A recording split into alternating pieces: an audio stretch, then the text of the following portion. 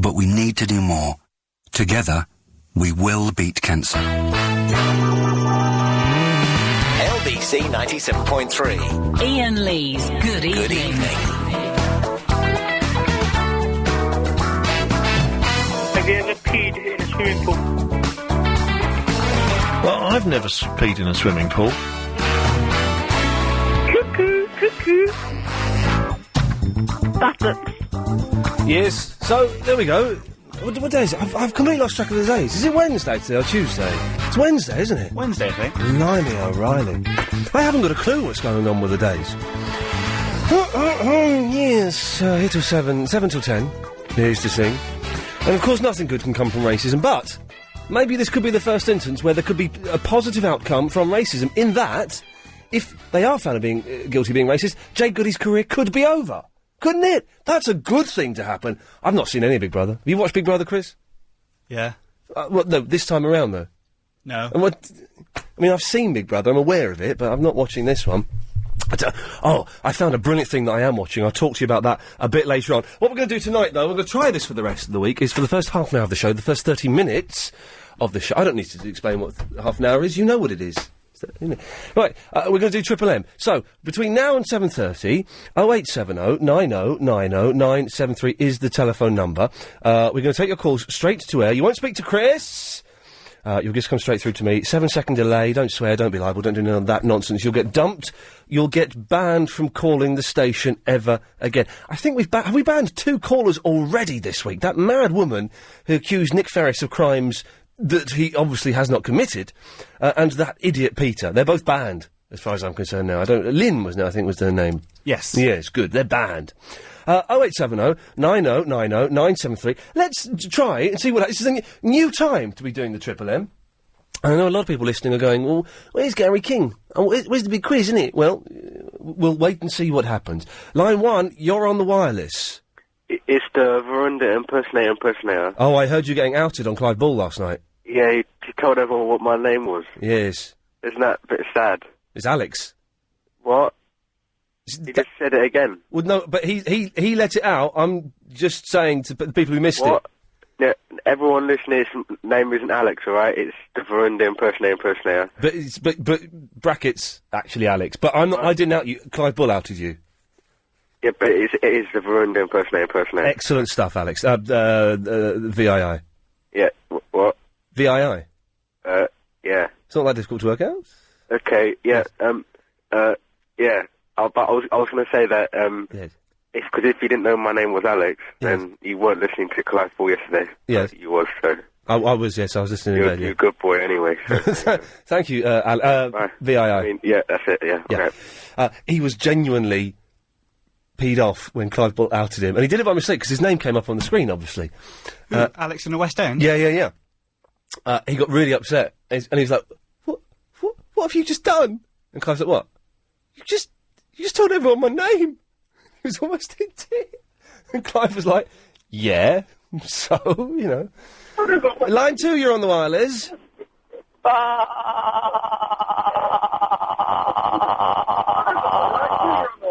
Okay, good effort. Well, no, it was a poor effort there. I nearly swore. Got to keep an eye on my potty. I've still got this cold. I feel fine. In the words of the Beatles song, I feel fine. I feel fine. But I can't get rid of this kind of snotty... I've just got through a box of tissues, and I can't seem to shake this slightly snotty feeling. So if I keep sniffing and blowing my nose... I've had an email to Paul Ross about Jade. Thanks very much, Rakesh. Line 3, you're on the wireless. It's Mark. Hello, Mark. How are you, Ian? I'm all right, Mark, thank you. Although, do you know what? I'm not all right. No? I saw something shocking and hideous today. I've seen one of the most shocking things I've seen in a long, long time. Yeah. And I'm ashamed of my behaviour. I'm genuinely ashamed of what I did. Yeah? Yeah. Have you been watching Big Brother? Okay, don't ask me about that then. Yes, no, I haven't seen any Big Brother, no. No, I'm not bothered about it myself, but I hear it on the news a lot. And I think, well, it's only a television programme, you know. Yes. And people making a big fuss about it. I know I know maybe it ought to be taken off. Do you think it should be taken off? Mark, I have no opinion on Big Brother. It won't get taken off because of this. It will be extended for another 5 years as a direct result of the furore that is surrounding it at the moment. Right. Davina McCall's fit, though, isn't she? Yeah. Yeah. Thank you very much for that, Mark. Do you know what? I set him up there with I was about to confess something. I was unsure whether I should mention it on the radio or not, and you know I've been wrestling with this, what happened a couple of hours ago, Chris, and should I bring it up on the air? And Mark gave me the opportunity to bring it up on the air. I introduced it, he ignored it. He didn't want to know. Didn't want to know what shocking, traumatic thing I'd been involved in. Yes, line 3, you're on the wireless. Right. Hello, Verinda. Yeah, I was wondering, Yes. Don't you think it's a travesty? What's a travesty? Well, I've never peed in a swimming pool. Is that John Coleshaw and Rory Bremner are long-lost brothers and they don't know it? Well, the Impressionists, Coleshaw and Bremner are long-lost brothers and they don't know it. How do you know this? I know, because they look like each other. Well, they look like each other. Yeah, they do, don't they? No. And they're both impressionists and entertainers. Impressionist entertainers, they look like each other. Wow, you're ticking every... Have you investigated their genes? Yes. Well, you've investigated John Coleshaw's genes, and how close have you investigated Rory Bremner's genes? Have you got up real close and had a good look at his genes? Yeah, they're both born from a gap in it. Wow, they must be brothers then. Yeah, what? Sorry? Yeah, that's okay. Well, thanks for calling. Yeah, think about it, innit? Not for too long. Could you sing Ring of Fire? No, I was thinking, you've got it, haven't you? Yes, I have. What is going on there? I think she was in tears. It's an interesting theory. Line 3, you're on the wireless. Hello, Ian. Where the hell have you been? What do you mean, where I've been? I've been here. Oh, okay. What do you want? How much you pay for your shelves? Oh, for God's sakes. They're coming tomorrow, the shelves. I'm getting excited. I forgot to clear the old shelves, so I've got to do that tonight when I get in. You're going to put your finger drum kit on it? Yes. Well, it depends. If it doesn't sell on eBay, then yes. Oh, dear. Yes, line 4, you're on the wireless. Hello, Ian. Hello there, mate. Hello. What have you done now? You're so ashamed. I just heard it on the radio. Well, tell me all about it. I'm genuinely... is this Steve? Yeah. I'm genuinely ashamed. Okay? Why? What have you done? I did some... Well, okay. I was driving along... Is it Spaniards Road? Lane? Spaniards Lane? I haven't got a clue, my friend. Up through Hampstead Heath, the long, narrow lane. And I was driving through there... I was driving through there on the way to work today. Yeah. A lot of traffic. And there's never traffic. There's a lot of traffic. So what the blooming hell's going on? Yeah. And we came up to the zebra crossing. And this is genuinely horrific. This isn't a joke. I'm not building up to a joke. No, It's horrific and I did a bad thing. I'm with you. I came up to the zebra crossing and there's a big, like a beamer or something, stuck in the middle of the road, hazard lights on. Yeah. I thought, well, it's just stopped in the middle of the road. What's going on? It's really dark. And there's lots of cars. And slowly as we got past it, I saw there was a woman lying on the bonnet of the car, face down, stretched out across the bonnet and across the windscreen. And she's obviously been hit by the car. She's moving a little bit. Yeah. The driver of the car is sat in the car, kind of just looking off into space, all shocked. And I, as did like 100 other vehicles, drove past it. And I feel awful that I didn't get it. And I drove past it and I was genuinely in shock when I saw it, okay? In shock. And I thought, bloody hell, that's awful. And then when I got like 100 yards away, I thought, I should have stopped, man. I should have stopped. I should have got out. I should have put my coat over the woman. Should have said, are you all right, love? Let me... Someone called an ambulance, gone to the guy in the car, said, are you all right, mate? Can I get you some water or something? And I didn't do anything. Caught you at a weak time, mate. Must have done. Caught you at a weak time. But the thing is, everyone was driving past. You were concentrating on your driving. Yeah, but I should have... That's what it was. Yeah, I should have got out and put a coat over it. I mean, I don't know first aid or anything, but I should have done something. Yeah, but if you had done, and they'd been having a row, what then? Well, they weren't having a row. She was lying Sparko on the windscreen. Yeah, but how do you know they hadn't had a row?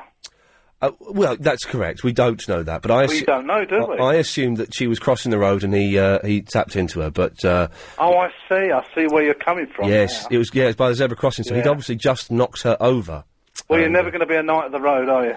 Well, he gives with one hand, didn't he, that Steve? And then the other hand, he punches me right in the kidney. What was that all about? The world's most popular triathlon with LBC 97.3. Iain Lee's Good Evening. It was a serious thing, though, you know. I did the wrong thing, and there's no way around it. And I drove away, and I felt terrible. And you just pray that this woman is all right and the fella's all right, you know. OK, taking a call straight to air, Triple M, until 7:30. I'm so bunged up. And you know what I just swallowed then, don't you? And I just can't seem to shake this bit off. So I'm gonna... I tell you what, let's take a call. Line 3, you're on the wireless. Hello. Hello, you're on the air. Hello, Ian. Hello, Ian. Oh, cheers. Sorry. I had to do it. Oh, well, don't worry about that with what woman. Know what I mean? What goes around comes around, same might happen to you, and she might walk past you. Well, in that case, I should worry about the woman. Well, no, because if she walks past you, you had nothing to worry about in the first place. But if she doesn't walk past you, she obviously snuffed it. Okay, well, that's a very cheery little... I hope she didn't. I'm sure... I hope everything's all right. I mean, she was... Oh, yes, let's not be flippant about it. It was genuinely shocking.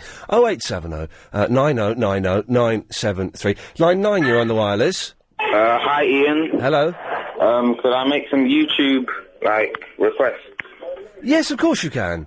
I've got some really good videos. Right. If you type in Joshua B 1119, yes, you'll see my videos. And what are they? Well, you'll have to go and see for yourself. Well, I can't be bothered. If you want to see my videos, though, and I've had 15,000 hits on my videos on YouTube. Some of them are rubbish. I've had requests as well from old stuff that people want to see, and there's one guy who's requested something that is very funny, and I haven't got a clue what tape it's on. But you can go to www.myspace.com/The Real Iain Lee. Not MySpace, YouTube, sorry, youtube.com. You can go to both of those, but youtube.com/The Real Iain Lee. And you can see my Ghostbusters 2 videos, and I think, because I've got bored of doing that now, phoning up the quiz channels, but I think I've found the next phase of my performance art that is getting the phrase Ghostbusters 2 on crappy satellite television. Fame TV, anyone? I'll talk to you about that after 7:30. Line 1, you're on the wireless. Hello, Ian. Hello, Line 1. I have to do coursework, and it's rubbish. Oh, dear. It's annoying because it's hard and I don't understand it. No. And do you have a Nintendo Wii? Yes, I do have a Nintendo Wii. What games have you got? Well, I've got Zelda, and I've got Need for Speed, which I've not played yet. I've also got Red Steel, which I had to stop playing after 10 minutes because it made me feel seasick. Why did it make you feel seasick? Because of the way it moves around and the way the camera moves. And I felt really sick, and I was sweating and had a headache, and I had to stop playing it. Oh, you get used to it. Oh, okay, fine. It's hard to get used to, but you do. Lovely, thank you. But, by the way, when you call in, try and make them interesting. This is my little tip. I've got some drumsticks, look. I heard the Jingles gave me some drumsticks. Good, I probably shouldn't be hitting the computer equipment with the drumsticks like that, but... yes, Line 9, you're on the wireless. A tribute to the Hail Henman. Hey, little hen, when will you lay me an egg for my tea? Hey, little hen, when, la la la, Iain Lee. Thank you. Line 5, you're on the wireless. Am I really on the wireless? Yes, you are. Well, Mini Mike sends his regards to you. OK, so you wouldn't serve 2 homosexuals, but you would serve Osama bin Laden. Of course. Would you serve Osama bin Laden's boyfriend? Do you know something? Do you know something MI5 don't know? Yes, I know that you're a weirdo. Yes, Line 6, you're on the wireless. Just have a little patience. Still hanging from a love I lost. I'm feeling your frustration. Oh, there's a feeling there. Any minute all the pain will stop. Just hope, be close inside your arms tonight. Don't be too hard on my emotions. Yes. Line 9, you're on the wireless. Oh, hold on, I've got a really bad joke, and I want to pull out because it's not very good. Permission to pull out, please, sir! Permission granted, Corporal! A lot of fruitcakes we're getting this evening. Line 1, you're on the wireless. I wouldn't feel too bad about the wee thing, because Doom used to make me feel seasick. I can understand that. It's a similar kind of thing, yeah. It was upsetting because I really liked it. Good game, Doom. Fantastic. So listen, yes. James Whale called you a pipsqueak. He called me what? I had to live dangerously, get a bit of thrill into my life. And, Yes. And, I heard pipsqueak. What, in what context was, old man whale, that old man whale, he keeps on broadcasting, even though he's a fat old whale. In what context did, our Lord Jesus Christ, James Whale himself, call me a pipsqueak? Break buddy thing. Oh, yeah? Yeah. But the break buddies that he's stolen from me... No. I think, where was this? He said that... did you phone him up on the... What? From the 60s. What? No, I don't phone him Right. up. No. Come back when you've got a coherent story, and you can tell me. You're just a rambling man, for God's sakes. Line 4, you're on the wireless. Wagwan, Ian. Wagwan, G-man. I heard you ran over a woman or something. No, that is incorrect. I did not run over a woman. Calling the police. What? I'm gonna call the police, innit? I didn't run They're over... gonna come to LBC, arrest you, and then Agent Chris can do the show. Innit, Agent Chris? Innit? Yeah? And that would excite you, would it, G-man? No, I want you to do it. Because, yes, exactly. And the thing is, if you start calling the police on me, I'll start calling the police on you for being obscene over the internet via the Xbox... Obscene, it means rude. And filthy, over the Xbox 360, directed towards a certain Miss UK 2006. I ain't done nothing. You won't get to see your baby. I ain't done nothing. Where's the proof? You won't get to see your baby. There's no... Nah, Ian, you're taking it to a new level, innit? Exactly, I'm keeping it real. No, you're not. You're keeping it fake, bruv. And it's out of order. It's fake real. So, it's so fake it's real. Anyway, let's move on from this. Shall we? Tittle tattle, innit? Put the gun down and back off. What? That's right, yes. There's no gun involved. It's a metaphorical gun. It's the gun is words. Oh, yeah, backing away now, aren't you? I hope you are. Backing away? I hope you are. Backing away? I hope you are. I'm not backing away from nothing. Well, I'm going to go and pick the gun up again.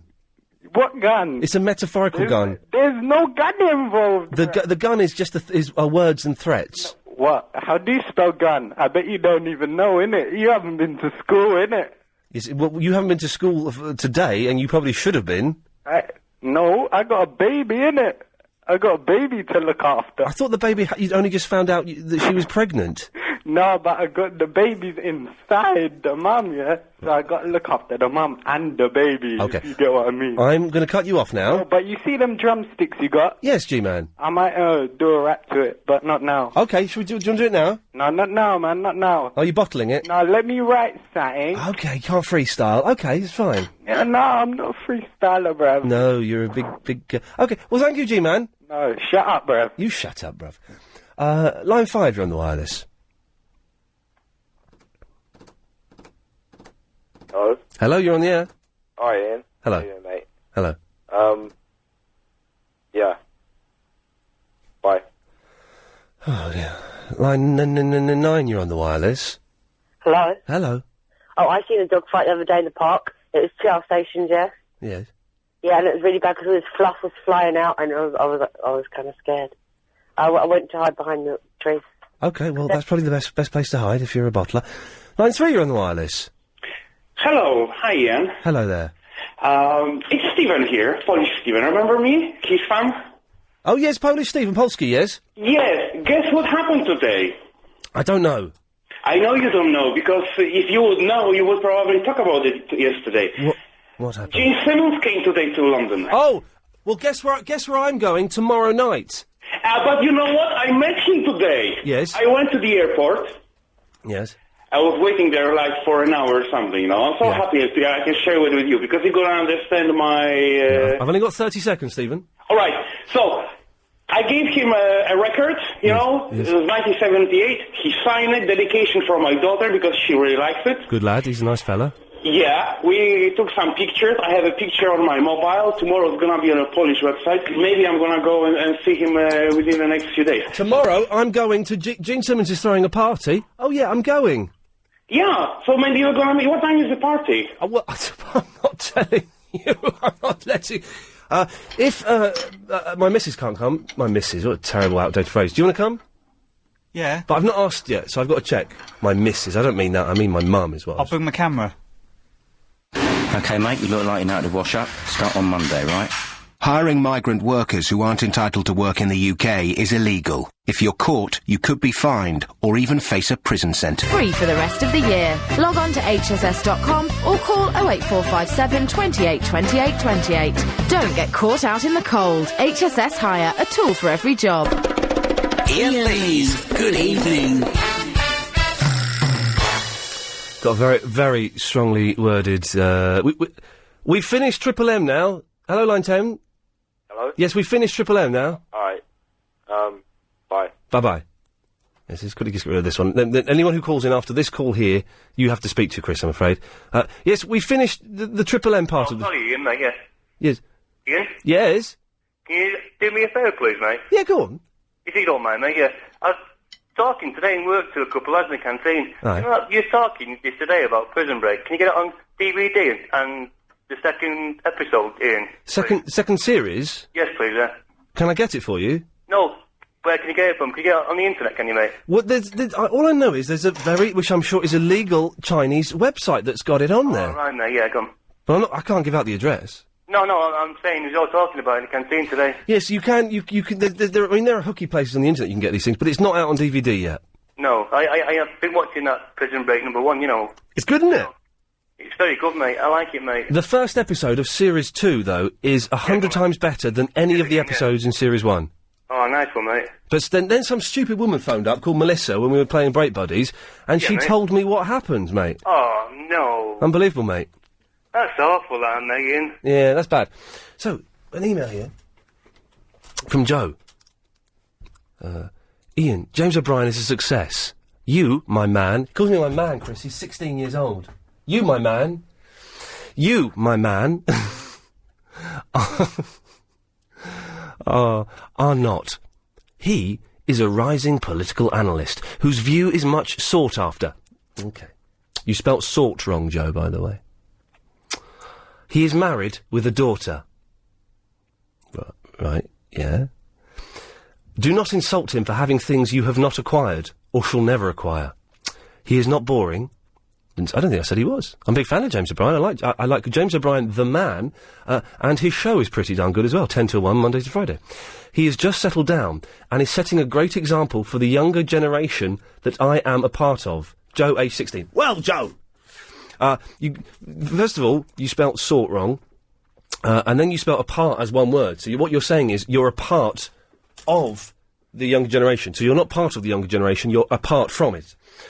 And you're a little pipsqueak. And I've seen a naked lady. So, do you know what I mean? I win on every score, Joe. I win on every single score that you could possibly raise there. I've seen a naked lady too. Yeah, but that was... You were using a telescopic lens and you were looking through someone's window. That's bad. Let's quick look at it. Okay, you can email in if you want, ian@lbc.co.uk. Don't email in and just... Well, the thing I've noticed, moving slot, and I thought this had kind of gone, when I was doing the drive time slot, for the first 3 months, got a lot of abusive emails, some people threatening to kill me. Can you believe that? Actually threatening to kill me, actually threatening to do terrible things to me, all this kind of stuff, but basically saying, you're rubbish, we don't like you. That was for the first 3 months.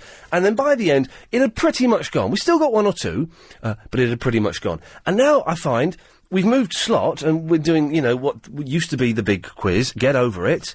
And then the first 2 hours of what used to be Clive's show, Get Over It. He's 10 till 1 now. And we're getting the abuse again. The abuse is coming back. And it's like, well, just grow up, for God's sakes. Goodness gracious me. Tam is in Bolton. Hello, Tam. Hi, Ian. Hey, Tam. Before I get sidetracked and cut me off, when you walk in London, in the centre of London, in all big cities, yes, you see some really, really attractive cars, don't you? I don't find cars attractive. Oh, not attractive, but interesting to look at. Sexy? Sexy, yeah. No, I don't find any cars sexy. I'm not a weirdo. Well, I mean, what's wrong with... okay, not sexy, but cool. Then. Horny? Yeah, no, cool. Cool. Well, The thing is, I'm not really a car person. You can show me, a flashy sports car or something, and I'm like, yeah, whatever. No, but I mean, cars are cool. I mean, there's a list of things that all men should find really cool. Number one. Let's go through this list of things that men should find really cool. I'm going to write it down, and I'll see how many I tick. Away you go. Number one. Okay. Number one, women. Women. Okay. Big tick there. Yes. Number two. Football. Uh-oh. I'm afraid there's a big cross there. Number three. Yep. Cars. Cars. A big cross there. So it's 1 out of 3 so far. Number four, music. Music. Yeah, I'll go for definitely. That's 2 out of 4. Number five, clothes. Clothes? Yeah, I mean... Really? Well, I don't actually find clothes that cool, but other people do. I don't dig clothes at all, so that's a cross there. So that's 2 out of 5 that I tick so far. This is not looking good for me being a man. What else? I said women. Gadgets? Gadgets, yeah, of course. Flashy mobile phones. You find games consoles cool, don't you? Yeah. And some people might say that's a bit weird. Yeah. But you're saying men finding cars cool is a bit weird. I'm not saying it's weird. I'm just saying it doesn't do it for me. I have no interest in cars at all, and I couldn't tell a good car from a bad car. All right. Well, what I was phoning in to say was... Yes, Tam. When I walk down the street and I see, I see a really cool, sexy car, like, I don't know, a Porsche 911 Turbo. Or a Volkswagen Polo, yes? No, I said a Porsche 911 Turbo. Sorry, yes. You can't stare at it. You can't just walk along and stare at it, because there's other people, I'm not sure if I'm just really weird and paranoid, but there's other people looking at you, looking at that person's car. Yeah. And there's a British thing where if you're on a motorway and you see a really flashy car going by, you can't stare at it for too long, in case the person in the car's watching you. No, you're wrong. Surely if you've got a flashy car...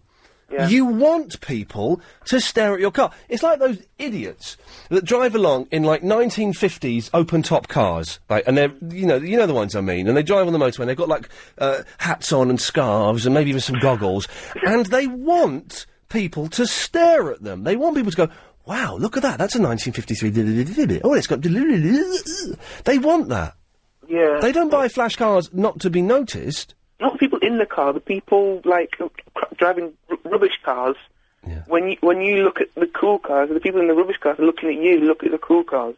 And it's like when you're walking along, you see a really attractive woman. Yeah. You can't stare at the attractive woman for too long, or else you're a perv. Now, are you allowed to do this? And I've been doing this a lot recently, and I had a pang of conscience about it, but I've got quite good at judging the scene. An attractive lady walks towards you, okay? Yeah. And she's wearing tight jeans or a short skirt or something. You know that and this is a little bit sexist, but the view from behind is going to be stunning. Yes. So yes, you walk past, and I take approximately 7 steps, make sure there's no one looking at me, and then I look back. Now, I can't stop myself from doing that. And I've tried, and I've even got it, if there are people around, I've got a little system where I either pretend I'm trying to get a signal on my mobile phone, or I pretend that I've walked past the shop I'm looking for, and is it back that way? No, it's not. I'm going the right way. And I do that, and I can't stop myself from doing it. I mean, I get the train, right? Yeah. And for some reason, I try to get a book out and read it, and, Yeah. So, every now and then, a really attractive student or just... And you can't stare at them, but you can't just... And it just ends up ruining your journey. Yeah. Because you can't concentrate on the thing you're doing. So you end up concentrating on not staring at them. Yes. And it becomes painful. Yes, and what the thing is, you're not bothered about if they catch you staring at them. Mm. You're bothered about the grandma or the dad. How do you know? This is an interesting question, because my producer, Adrian Crisp, was mentioning this earlier on. How do you know if you're being eyed up? I mean, that's good. I've been eyed up before, and you just get a kind of sixth sense feeling. And it's like, I think that woman's staring at me, and then you look at her and she's not staring at you anymore. Have you ever had, now I will describe this, I'm going to say a phrase, I'm going to describe it, a thing that I like to call a moment. Now, what I mean by a moment is, you're sitting on a train or you're sitting on a tube or something, and maybe on the opposite side, about 6 seats down, 7 seats down, there's a really beautiful girl. Not necessarily beautiful, but that you would personally find her beautiful. Well, you want to stare. So you look out the corner of your eye, and then she looks at you, so you look down, and then you can see out of the corner of your eye that she's looking at you, and then when she looks away, you look back, and you keep looking. Occasionally you make eye contact, nod, and then the moment is, just as she gets up to leave, she gets up, she stands by the door, she's not looking at you. As the door opens, she turns to you, she looks, she smiles, maybe even waves, and then walks off. And what she's saying is, you were staring at me, I was staring at you, in a different universe, we'd be copping off with each other now. Have you ever had one of those?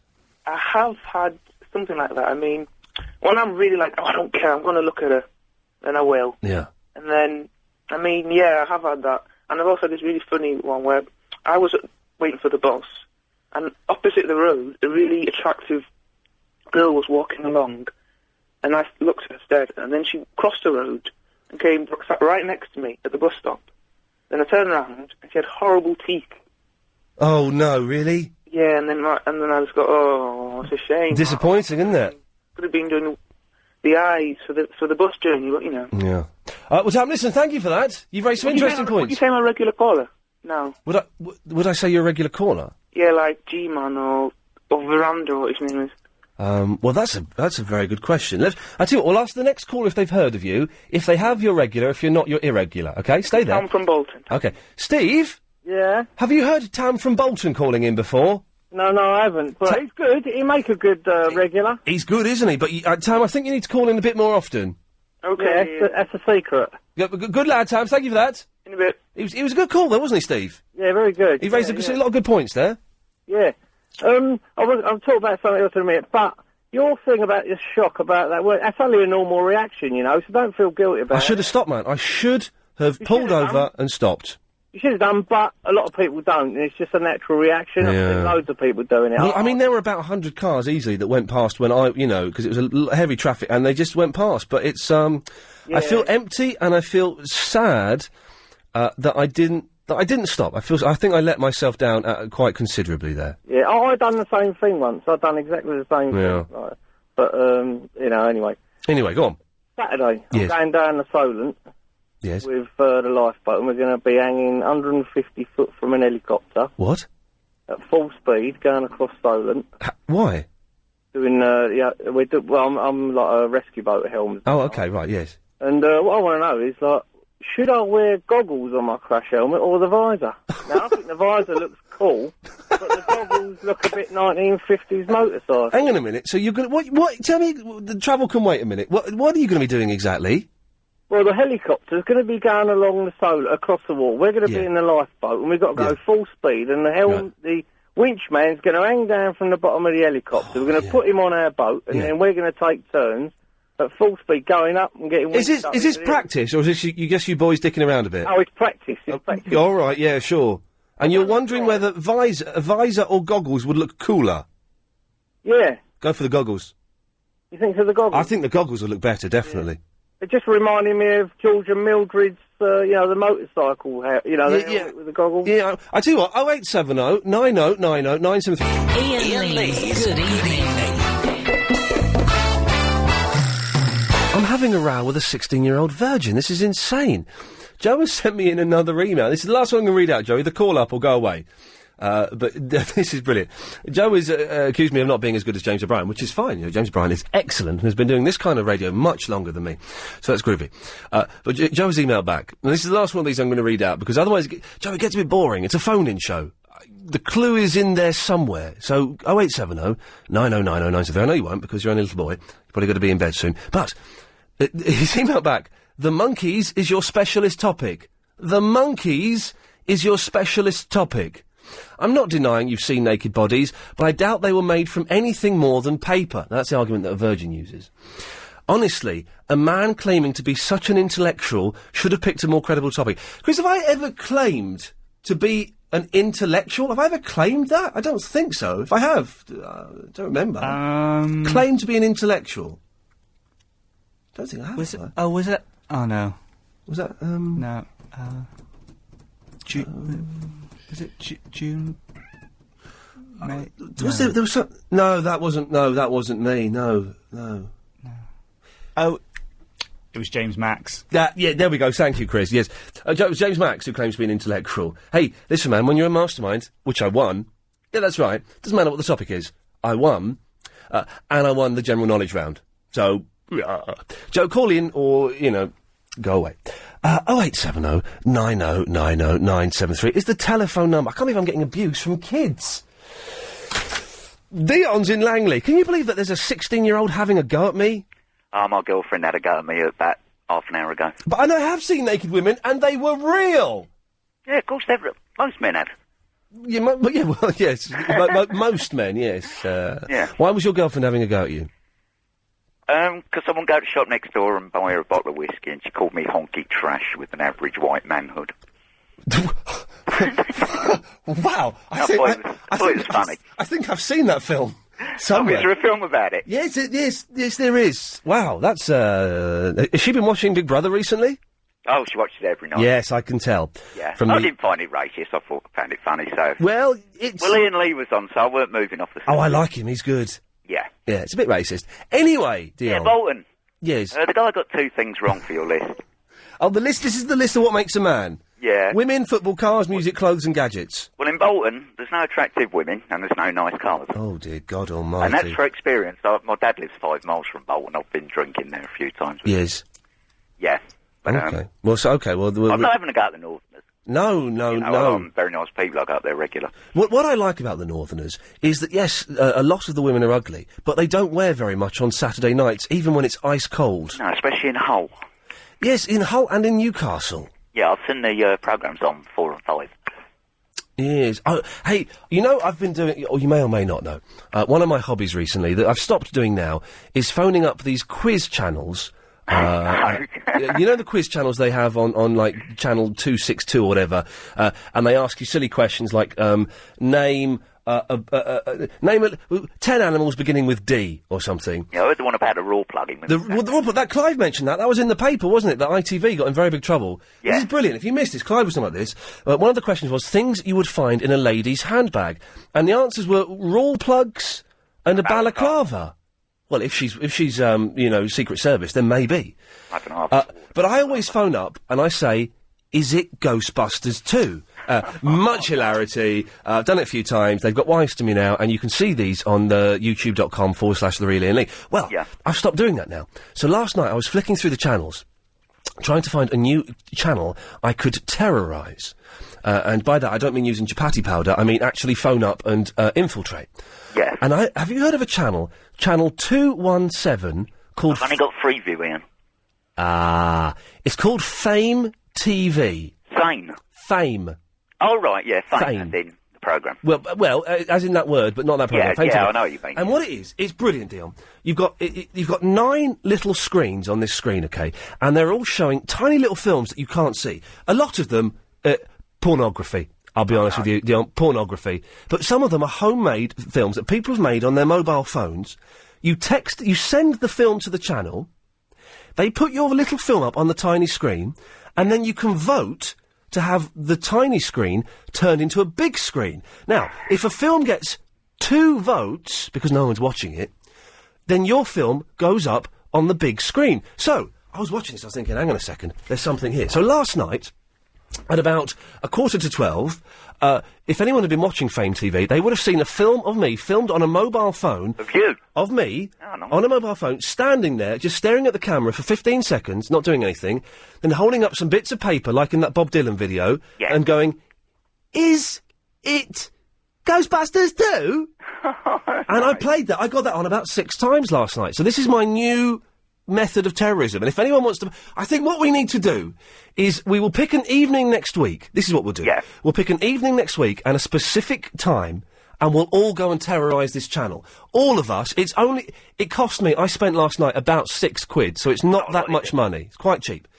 We will pick a specific time, and all of us can go and terrorise this channel, and we'll communicate by sending little videos up to Fame TV. How does that sound? That sounds pretty good. It's my sort of humour. There you go. Dion, I've got to move on. Here we come, down the street. In London Zoo today, one of the monkeys had... That's what they do on the nightly news. There's a story about a monkey. We've got a story about the monkey in a zoo being shot. Here we come. In London Zoo today, one of the monkeys had one of his... And that's what they do. It's strange, isn't it? I wonder if there are other news stories we could do... Do you believe in ghosts? Well, expert ghost hunt. They just do that, don't they? Say, hang on, what else is there? Let's Good, try. isn't it? It is good, actually. I wish I worked on the nightly news, because it sounds like it's well easy. What else is there, that we've got?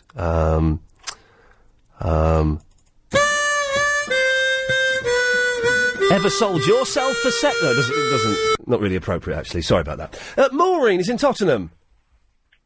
Oh, hello, Ian. Maureen, I forgot to ask Dion, so I'll ask you. Should Steve wear goggles or a visor? What, in the water? Yes. I go for goggles. You go for goggles, good girl. Very good girl, aren't you? Have you been watching Big Brother? I've not seen any of it, no. It's not racism, it's just class. Different classes. Okay, I've not seen it, so I don't know. No. It's I mean, people are dying in Iraq and... I thought you were saying in Big Brother. I thought, wow, they should... Oh, no, in Iraq. Yes. It's the main news now, isn't it? Yes, it is the main news, and Channel 4 are doing very, very nicely out of it, so, Lots of money. A lot of money. Ian, was you on the Big Brother show? Did you ever host the show? Host it? Yeah. No. I'm getting confused who you are. I don't know what you look like. No, I was a guest on Big Brother's Little Brother a couple of times, but... Oh. Yes, but I don't host it, no, that's Dermot O'Leary and Russell Brand. Are you a household name, or...? No. Even in my mum's house, she forgets my name sometimes, so no. Because you bloody do sound very, sexy. I can't help it, Ian, I have to tell you. Well, that's very kind of you to say, Maureen. You sound quite, you sound very naughty, you do. Well, I've been naughty today. What haven't you done that you should have done, naughty girl? I was on the toilet doing a number 4. Number 4? Number 4.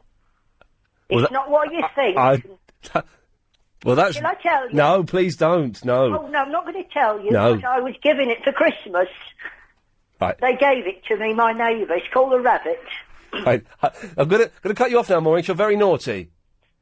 See you soon, big boy. Yes, yes. What a naughty, naughty lady. 0870 9090 973. Should Steve wear goggles or a visor? Let's try and keep it clean after 8 o'clock. It's been a little bit mucky, so let's, come on, up our game, ladies and gentlemen. We can do better than this. Moments, ever had a moment on a train? Being eyed up, how do you know? And there was something else as well, I can't think what it was. Anyway, 0870 9090 973. More of your calls after the latest LBC 97.3 news.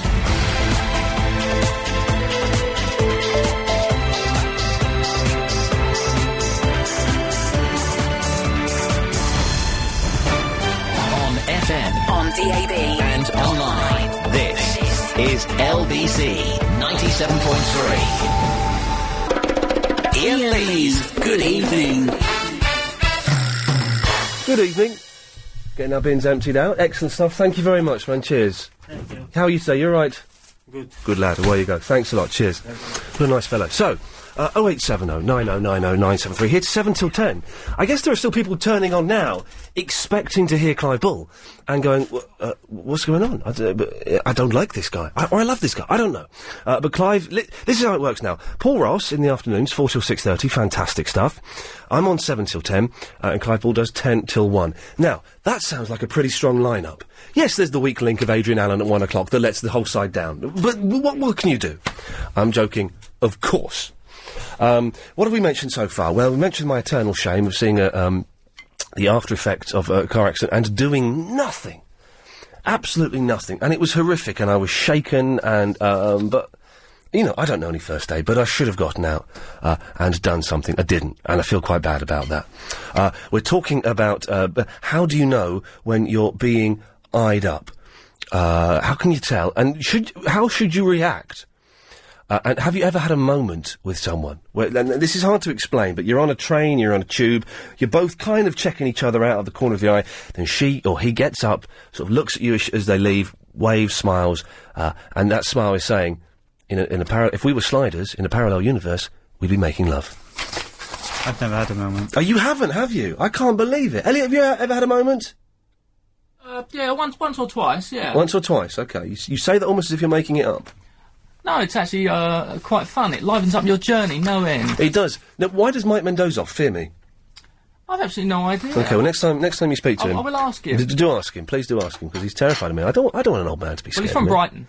Yeah, that would explain it. Well, hang on a minute. Well, what are you saying? Right, so, 0870 90 90 973. And has anyone seen Fame TV, Channel 217? I need to put some, car mix on. Well, I've still got this cold and blowing my nose all the time. I've got really chapped lips and, dry nose, which isn't very good. Hang on a minute. A bit of that one. I like Carmex. I could eat a Carmex... What flavour is it? Sandwich. It's Carmex flavour. This doesn't have a flavour, it's like medical flavour. What does it smell like then?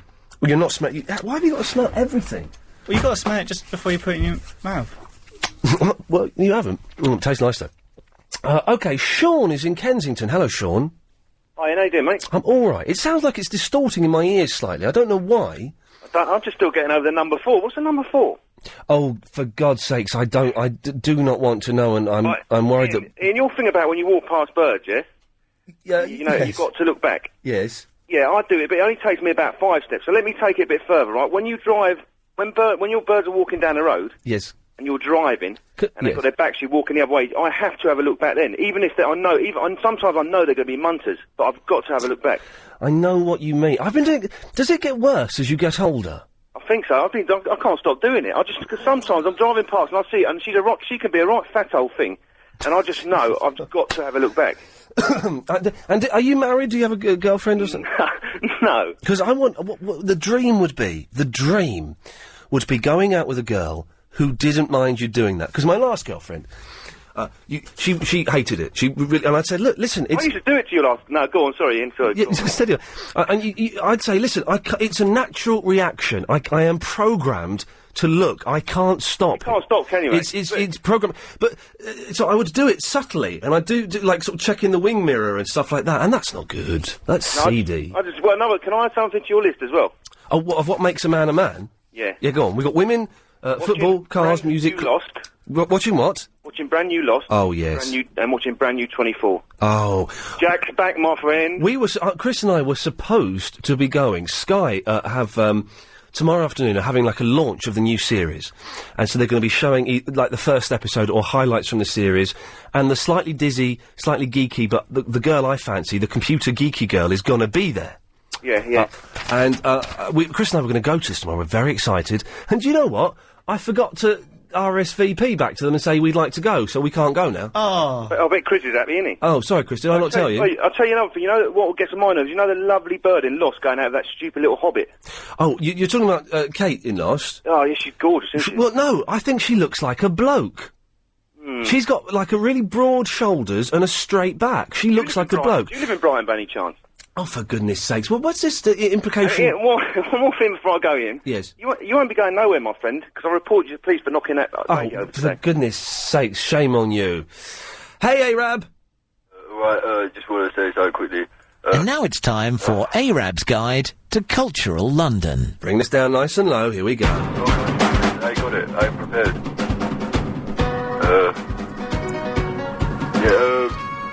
Big Ben, named after a boxer from years ago, and the bell used to ring in the key of E, but it doesn't anymore because it got cracked.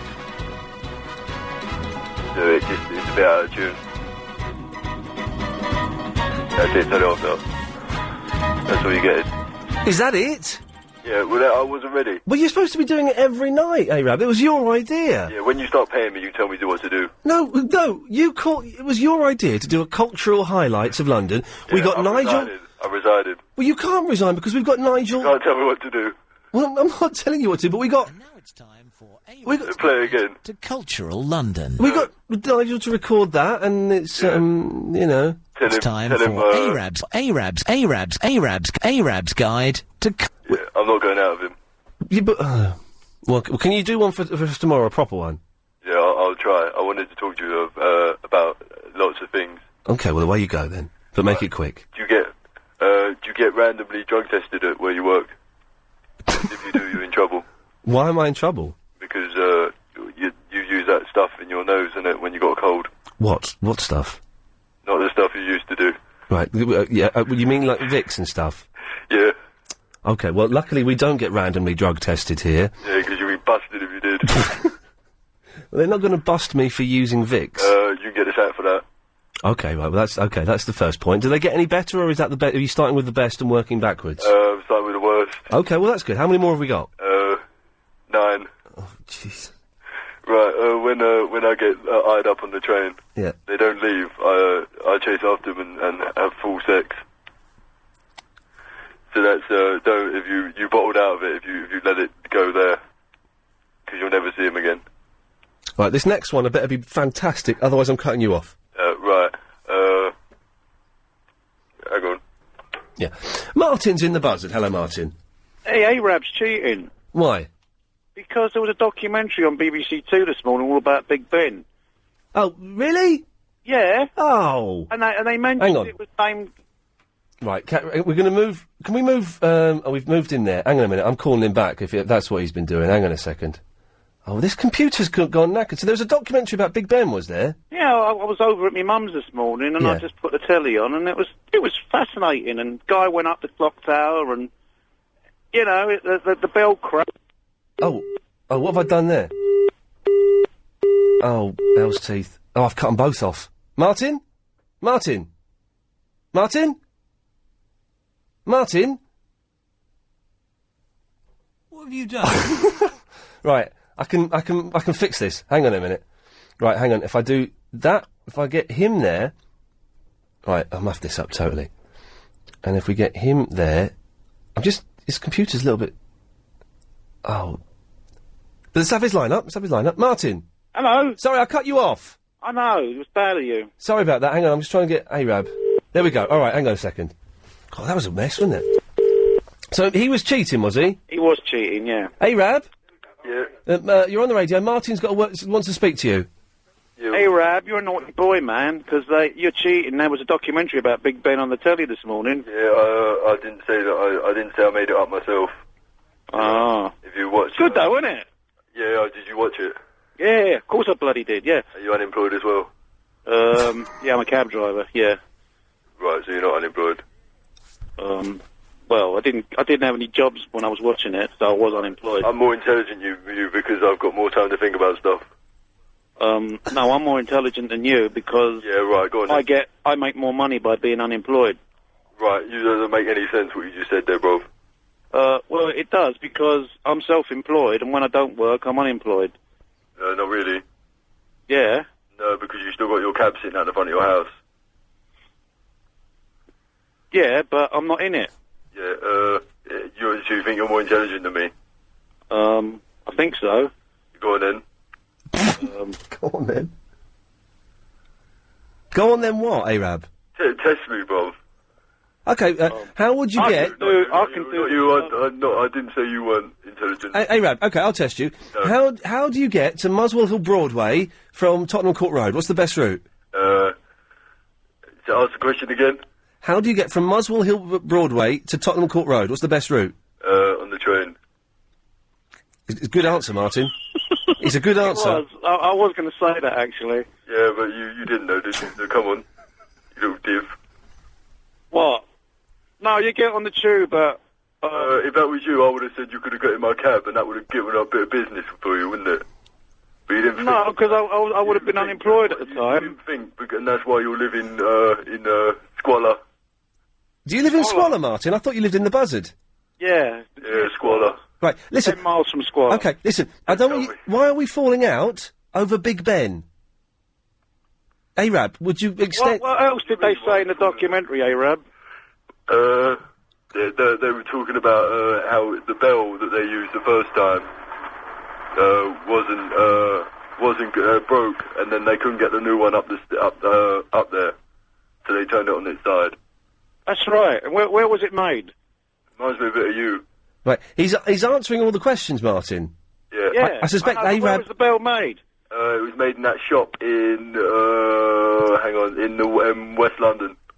No, East London. No, it was West London. No, it was East London, Whitechapel Bell Foundry. Oh, no. Yeah, it was. No, it wasn't. Reminds me. Here we go. This is Can you answer this question? Which bird lays the biggest egg? Ostrich. Arab's girlfriend. And conditions apply. LBC 97.3. Iain Lee's Good Evening.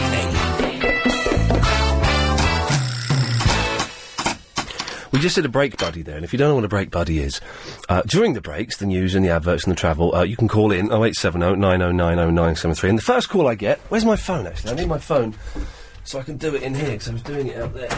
Oh! It's tangled around there. Oh. Was having you can chat to me off air, and it can be rude, it can be mucky, you can have a go, whatever you want to do. And I'm so glad we took the last call off air, because it was a Polish gentleman telling me where he comes from, what it takes to be a man, and I can't repeat it on the radio. Absolute filth. Vince. Yeah, hello, Ian. Hello, Vince. All right, mate. Yeah, first caller. First time caller? Yeah, mate. I've been listening to you for a while. Good lad. Thank you very much for calling. Why have you called today, though? To do with the geezer with the goggles with the stack hat. Oh, this is Steve, who's got a cushy job, riding on a lifeboat and getting picked up by a helicopter. They say it's for training. Obviously, it's just for messing around. Should he wear goggles, or should he wear a visor? Well, it sounds like he has fun anyway. Yeah, it sounds brilliant, doesn't it? Yeah, well, all the crash helmet he's got, or stack hat, skidded, whatever you want to call it. Right. If he's got a full face, he should have a smoked visor, isn't it? He should have a what? Just a visor that's just smoked to make him look cool. Smoked visor? I thought you said... oh, really? I would go for the goggles, I think. All of the emails are saying go for the goggles. It all depends what crash helmet he's got. If he's got an open face thing, then goggles, but if not, go for smoked visor. Okay. Are you a fan of the helmet, Vince? Yeah, crash helmet, yeah. I'm a motorbiker. Oh, okay. So obviously. I've been on the back of a motorbike, and it's absolutely terrifying. Yeah, it's not when you're riding it. On the back it is a bit scary. Yeah, but riding pillion is a little bit spooky, because you, and the people that I ride with, it was one of those Virgin limo bikes, and they're brilliant, but the guys that drive them are absolutely bonkers.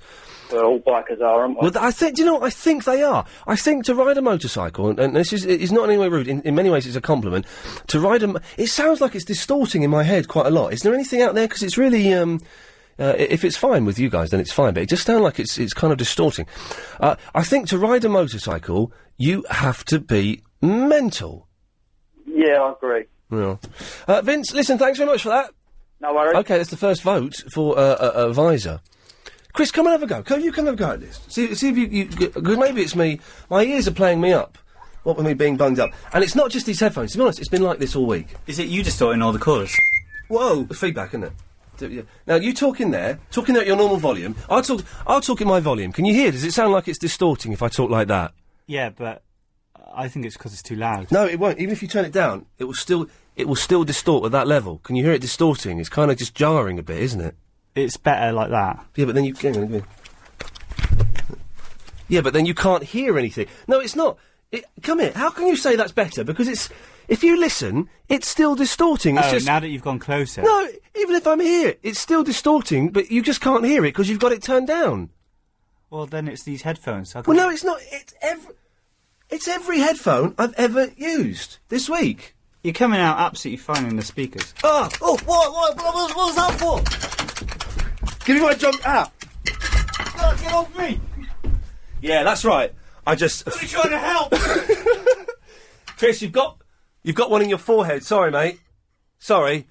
We found that if you fire a stapler at someone, yes, it's dangerous, but it's wicked fun. Stapler Wars. I love it. Blanche. Hi, Ian. Hello, Blanche. I just phoned up to wish you good luck with the new show. Thank you very much. And you've been ill 3 times since it started. And that's a bad omen. It's been going for all of just over a week. Yes, that's right. 5, 6, 7, 8 days. So I was very proud of you on the quiz programme. It wasn't just a quiz programme, it was the mastermind. That's correct. I saw you were nervous. Yeah, I was terrified. I know you came over as, very self-confident, but you could see you were nervous, and you did brilliantly, and I was ever so proud of you. Blanche, thank you. And how have you been? You all right? Not too bad. Mm-hmm. I hate the winter in any case. Why? Just because it's cold? It's grey and grey and grey and grey. But the thing is, today, it was brilliant sunshine. What was that all about? 5 minutes. It's lulling us into a false sense of security for tomorrow. Yeah, tomorrow's going to be a big storm, isn't it? Yep. I kind of like the weather like this. Well, I like it when I'm in. Yes. I mean, I don't care when I'm tucked up in. Ever done a number 4? What's the number 4? I'm not sure, actually. Well, if you don't tell me, how can I tell you? It's probably best yes. Hey, and we did very well on the Christmas programme, didn't we? What Christmas programme? When they did the best of. Oh, I did. You and I and Bedbugs. What is that? We beat one of Steve's. Oh, did you and I beat Steve Allen? Only on one of them. Fantastic. Steve actually should have come top. I didn't listen. I don't. This is but anyone doesn't know. Over Christmas, I only heard it by accident. The top 100 LBC moments, and we were in it, were we? Yeah, but Genius. Steve should have won with what? The Russian roulette, the chocolate roulette, because it had me creased up. Have you heard it? Yeah, I've heard it done loads of times on other radio stations. And Steve did that recently, did he? Oh, you've heard it done before? Yeah, it's an old favourite. Get some, chocolates that have got nasty stuff in. You're a stinker. No, I bet he did it. Yeah, I bet he was the first. Well, it's an old party game It's an old party game. Fair. Yes. It's the first time that's ever been done on the... Hey, were you listening to Chris Moyles today? Who the hell's Chris Moyles? He's that fat so-and-so on Radio 1. I don't listen to Radio 1. Do you not? I thought you'd like a bit of Radio 1. God, no. Do you not like the music? No, I'm too intelligent. But I thought you would have been a fan of that kind of stuff. No, if I want to hear music, I play my own music. Oh, really? I don't really have to listen to a radio programme. The only radio programme I stand by is LBC. Yes. I've been listening since 73. You probably weren't born then. I was born in 90. You started listening the year that I was born. Well, that's when I started listening, the day they started. And I've been with LBC. Hey, what kind of music are you into? Bit of Bowie? There's a star man waiting in the sky. Everything from the classics through to Sinatra. Oh, the classics. You like this, then?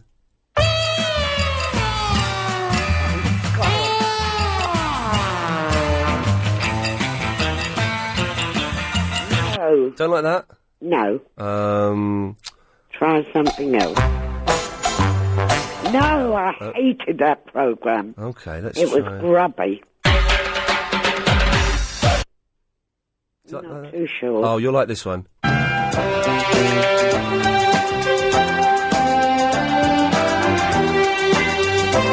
Do you like that? No. How about... hang on. There'll be horrible noise. How about this one? I like the Dunga-Dang. Oh, here we go.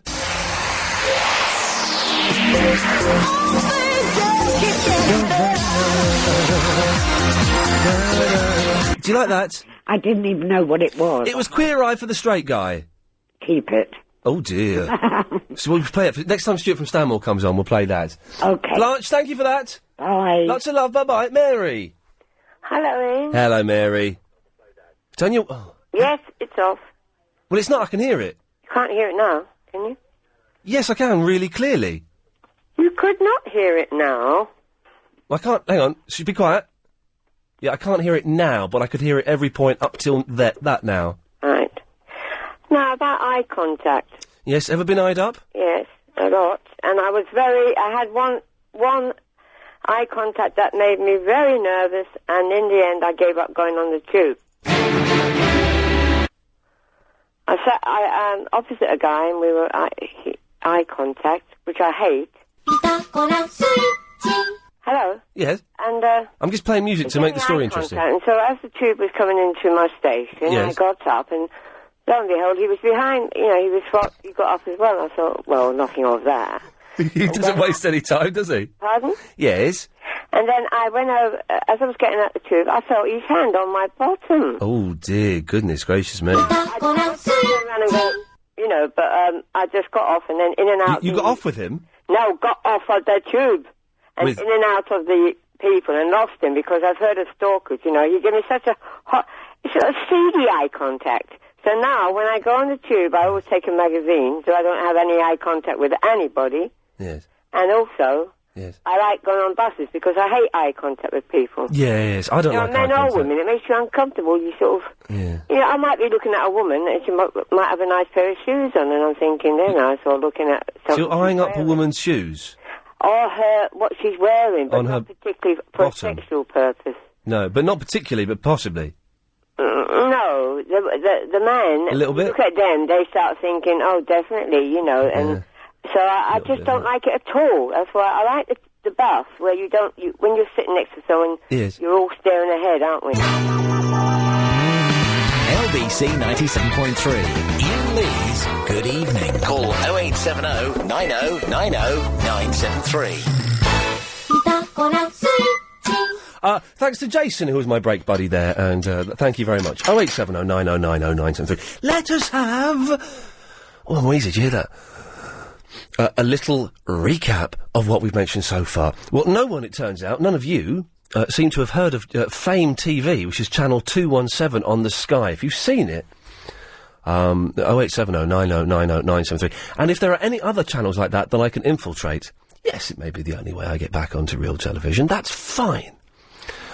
But I'm undergoing a series of projects, and these projects, by the way, can be viewed by going to youtube.com/The Real Iain Lee. youtube.com/The Real Iain Lee. And you can subscribe to my videos there. I've had 15,000 views of the videos. Admittedly, I viewed them 11,000 times just to get the numbers up a little bit, but that's groovy. So if anyone's seen that channel or is aware of it, then give us a call. Don't give us a call now, because just as I start setting up the topics, Chris goes out and disappears. What an idiot. What should you do if you're being eyed up? Moments. I've explained what a moment is, and if you think you've had one. I can't believe I'm the only person that's had one. And the list of what makes a man a man. This is the list as given to us by Tam, who wants to become a regular caller, but hasn't quite succeeded yet. You've got to be into women, football, cars, music, clothes, gadgets, and then we added Lost in 24. What I'll do is I'll put American TV shows, I think, is better. And that means, out of 7, I tick 1, 2, 3, 4. 4 out of 7. Well, that's not bad going. That's better than perhaps I normally do. Here we go, this is from Honey Bunny. Iain, what infuriates me on the tube is when I'm sitting down and a man stands right in front of me, thrusting his hips in my face. Really? Does that happen? I know that's what makes Chris travel on the tube. Sophie! Hi. Hello, Sophie. Hello. I didn't hear the beginning of the show, so I don't know if you witnessed the accident or if you just drove by in the aftermath. Yeah, I didn't witness it happen. I was there in the I guess, the immediate aftermath. Right, because I just wanted to tell you about an experience that I had. One of the few moments I've been proud of in my life. Yeah. Where I actually did stop, but I stopped because I was driving by something when it actually happened. Right. And I totally relate to. I mean, I was shaking all over, and a motorcyclist basically went into the side of a taxi on the way down into Paddington. You remember when there was an old ramp down in Paddington years ago? And so I actually pulled over and went into a pub and called 999, and then. Well, this was in the old days before mobiles. Yes, exactly. Jeez. Exactly. I had to actually stop the car and go and get my pennies out or whatever. Fantastic. It was free, but and. You know, then I walked back up the hill to see what was going on, and it looked like a ambulance had arrived already. I thought, wow, that was quick. So I got in my car and I drove on to where I was going, and then I thought later on, well, maybe I should have stopped, and maybe I should have been a witness or something, and I wasn't sure. But then a few days later, I went back because I was on my regular route, and I saw there was a sign up saying, did you witness this accident? Oh, really? And there was actually a copper standing there at the time. It was made really easy for me. So I went and told him, yes, I did see it, and I called 999.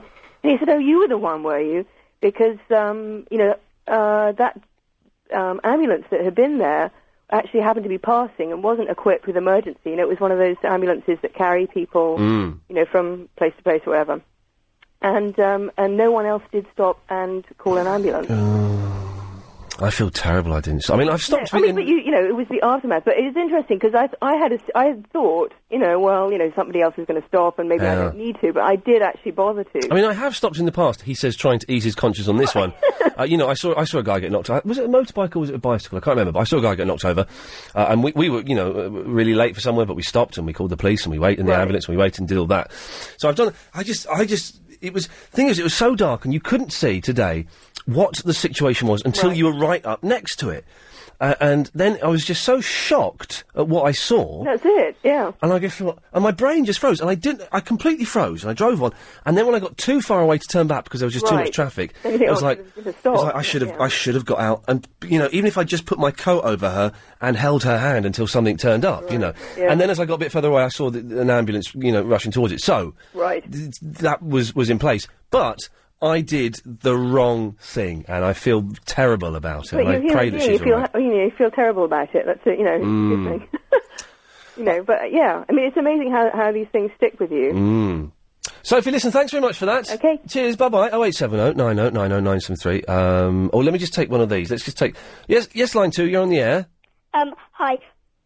Hello. Hi. Hi. Hi. You're on the radio. My name's Jojo, and I won't go to bed until I speak to Iain Lee. Well, you're speaking to Iain Lee. Good. Well, then go to bed. No! Well, you hang on a minute. Wait, please. Can I have your autograph? How old are you? 10. Right, you can't have my autograph, you're too young. But you said, did you make a rule? Who's there with you? Your mum? Pardon? Who's there with you? Mum. Yeah. Did you make a deal with your mum that if you spoke to me, you'd then go to bed?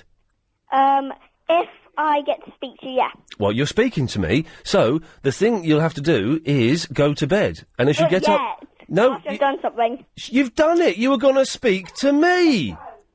You were going to speak to... You made a deal, you've got to stick with it! I want your autograph. You're not getting it! Why do you want my name on a bit of paper? What? Why would you like me to write my name on a bit of paper? What would that mean to you? I don't know. Exactly, it would mean nothing. And you'd get it, and you go, oh, wow, he's written his name on a bit of paper. And you'd maybe look at it for a couple of minutes, and you put it somewhere, and then you'd forget about it, and maybe a month later you think, where was that dude's name on the bit of paper? And you wouldn't be able to find it, and, you know, life would move on. So, go to bed. You're mean. Yes, that's right, I'm very mean. I'm very, very mean. Sarah's in White City. Hello. Hello, Sarah. How are you doing? I'm mean, apparently, according to a 10-year-old. You're mean. It's like the two sides of Ian. Yes. The mean one that tells you to go to bed, yes. And then the compassionate one that wants to hold the woman's hand after the accident. But didn't know. Didn't do it. I know. Well, Bad. Next time, because what if it were your mum or your sister? This is exactly what was going through my head. If that had been my mum, and if she'd have said, hey, do you know what, 100 cars went past and not one of them got out and put a coat over me, I would have been furious. So I did it completely the wrong thing, and I'm aware of it, and I genuinely feel guilty, and I feel ashamed of that. Maybe it's all leading to something, because yesterday you see the blood, the shirt with the blood on it. Yeah. Today you see an accident. Like tomorrow, who knows what you're going to see? Well, you know, if I believed in all that kind of guff, then yes, I would think these were omens, and I was on a journey to learn something. But as it is, it's just coincidence, isn't it? Yes. Well, I wanted to talk to you about office crushes, and this sort of has to do with eyeing up. Oh, because Chris has got a crush on someone who works here. Do you know Bob? Do you know Bob, Clive's producer? Yes. Yeah. Chris has a crush on Bob? You shouldn't have said that on the radio. I'm sorry, Chris. That was. I didn't know you'd come back. I shouldn't have said that about you. What? Did you not hear what I just said? No. Oh, carry on taking those calls then, my friend. Yes. What did you say? No, I didn't say nothing, mate. You take the call. Speak to Lucy. Well, Bob is cute, so I don't blame him. But Bob is very tall. Yeah, I shouldn't have said anything. Let's move on from that. Okay. That's unfair. Right. So office crushes. Like, yes. I think it's good to have, like I just started on a new program, and weirdly enough, like, almost everyone I'm working with is a guy. There's one other woman there. So because you work in TV now. TV these days, you go into a production office or you work on a show or something, it's nearly all populated by 18-year-old runners and work experience girls and guys that are all beautiful. The guys are generally gay, but the girls are all just stunning, and you walk around going, oh. Well, but no, so I'm on this, like, I guess because of the nature of the project I'm working on, it's like all guys. I'm sorry about saying about you and Bob. What did you say about it? Didn't say anything. Just said you respected him as a producer. I didn't mention anything about, you Oh, nice one. having a crush on him. Hey, thanks for the spoon. Yes, Sarah, sorry. Okay, so, the day I started, I sort of looked around, Yes. saw that I was, like, one of 2 women out of, like, 6 And you guys. thought, I am way in here there. Yes. Well, no, I mean, not all of them are good looking, but I think it's essential to have an office crush because you want to make sure there's someone you look forward to seeing Yes. when you get to work, you know? Yeah. And when I worked on another program with, like, when it was all women, I didn't even bother dressing up. It's like, what is the point? You know, Wow. now that, like, I've clocked a guy there at work, I decided that I'm going to look dressy and nice and very feminine. Wow. Phew. Yes. So, but I'm trying not to go into inappropriate office wear. Well, yeah. Well, what's inappropriate for an office? Too short and too low, I guess, are the, Yeah, or possibly too tight. Yes. But I like to wear the shirts that actually, kind of show off my bosoms. Your bosoms. So, Verinda, are you getting all of this? Verinda asked for my phone number. Excuse me? Verinda asked for my phone number. What? Is this true, Verinda? Yeah. Did you give it to him? I did, but No, you didn't. I had a moment of panic because I was in the middle of watching this videotape, and then I had to stop, and then I went back, and he goes, "Well, I guess you're not going to give it to me." And then I felt bad, and I didn't have an excuse, so I gave it to him. We're talking about the phone number still, yeah? Yeah. Yeah. So, Verinda, why did you ask for Mucky Sarah's phone number? Just because she's mucky, innit? Fair play. He's a 19-year-old lad. His head's screwed on. Yeah, I don't know. I think I would, eat them up and spit them out. I think that's what he wants, to be honest, Mucky Sarah. Verinda, are you going to ask her out on a date? Yeah. Go on, then. Go on, then. Going to ask her out? Oh, right, yeah. Do you want to go out? Do I have to give you an answer now? Can I think about it? Okay, yeah. Wait. Can I take a chaperone? Yeah. Verinda, calm down. Have you ever peed in a swimming pool? That's really irrelevant. I've taken a pole on the chin. Oh, that's interesting. Does that impress you, Sarah? He's taken a pole on the... I've taken a pole on the chin. He's taken a pole on the chin? Anyway, yeah, Iain, I was wondering if you can help me. I don't know if I can, Verinda, but continue. Yeah, Before you go on, Verinda said that I can call him Vinny. Vinny?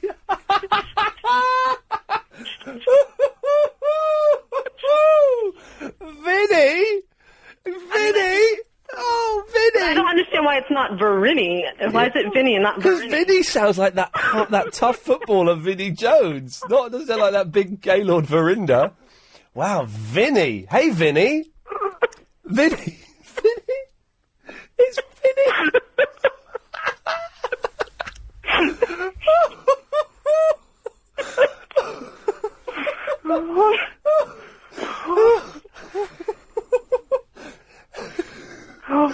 Oh, Vinny. I was wondering if you can help me, yeah? Yes, I think it's too late, but carry on. I got a new phone, yeah, and there's a ringtone on it. Yes. And I think it's from an American program. I just can't tell what it is. Well, can you play it to us? Yeah. Away you go, Vinny.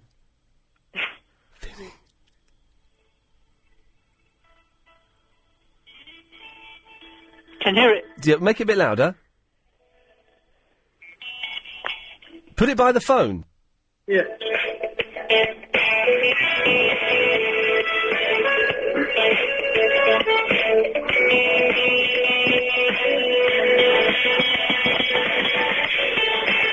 All right, Sarah, do you know what that is? No, but it's not a ringtone. It's like a backing track to a bad B movie. I think it's Due South, Vinny. Is it, was that a good program? Yeah, it was brilliant, Due South, about the Mountie that went and worked in New York or something. Oh, yeah. He looked like Jack D. It was good, that programme. Well, I best start watching it then. It finished about 8 years ago, mate. Okay. Anyway, Vinny, I'll let you get back. You can give Sarah a quick call now if you want. All right then. Yeah, bye-bye, Sarah. Bye. Bye, Vinny. Bye. Yes. A little bit late, but I think it was worth it to hear some low-quality audio played down the phone badly by someone called Vinny. Iain Lee's Good Evening. You can start sending your blogs in for the show. Bill Buckley sent one in for us, but not that good today, Bill. Bill, he says, Ian, here's a blog for your show, dear. This is a blog for Ian Lee's Good Evening. Regards, Bill Buckley. Doesn't really say anything about the show. If Doesn't you want, really get it. No, it doesn't. No, at all. Is that really? It's Bill Buckley's email address. It must be. So, if you want to write a blog for the show, we have to do this every single day. A little blog, a little summary of what the show was about. It doesn't have to be that accurate, to be honest. We've had some that have been wildly off. But email them in before 9:30 if you can. To Iain, IAIN, at lbc.co.uk. The best one will get published on the LBC website, and it'll be up by 10 o'clock, so you can have a look at that. Meanwhile, Mitch is in the Seven Kings. Hello there, Ian. Hello, Mitch. Yeah, I've got a load of old games consoles I'm going to clear out at home, and a lot of them are retro. I just know what we want to do with them. I've got the Master System with 20 games. Oh, yeah. I've got the Mega Drive with 20 games. Oh, right, yes. I've got the Sega Saturn. Oh, you got a Saturn? In a box. Yeah. With the gun for Virtual Cop. You know, they had the gun for the Virtual Cop. And the steering wheel for Daytona. You know, they had the first driving game. Used to be the arcade one, didn't it? The Daytona. Had all that. You keep going. I've got so many games. I've just got all the Nintendo. I've got the console Nintendo one I've got is the Mario Brothers. I think it's the same time it come out as a Master System. Oh, right. That console, the cartridge, because they're all cartridges, aren't they? Yes. But on the Sega Saturn, I've got the Magic Carpet. Well, let's have a look. Let's have a look, because you know what? I'm going to go to eBay. Let's see how much a Sega Saturn gets. I don't think Saturns go for that much money, although they should do, because they're mighty fine machines. Hang on a second. Let's put in Sega Saturn. If anyone doesn't know, this came out sort of probably just before the PlayStation. Yeah. And didn't do anywhere. Oh, hang on. There's the games. Oh dear. I think it's about £6. Sega Saturn console and 15 games. 31 quid. Isn't that disgusting? Oh, it's murder, isn't it? And I've got PlayStation 1 with 200 games. Chipped. Oh, chip, that's a bit... Hang on, here we go. Sega Saturn console, boxed... Oh, no, it's had no offers. You've got, well, the thing is, they're not worth that much money anymore. That's the thing. But do I hang on to them? I might just leave them, keep them. Must be worth something in a few years. When you... hang on... Put them in the loft. Michael? Yep. You want these, do you? Yeah, I do, yeah. I was just actually talking about the other day. I wanted to get all the old school games, you know, the Master System, Mega Drive. Yes. Saturn. I don't mind. How much are you looking to shift them for? Oh, here we go. Mitch, what do you reckon?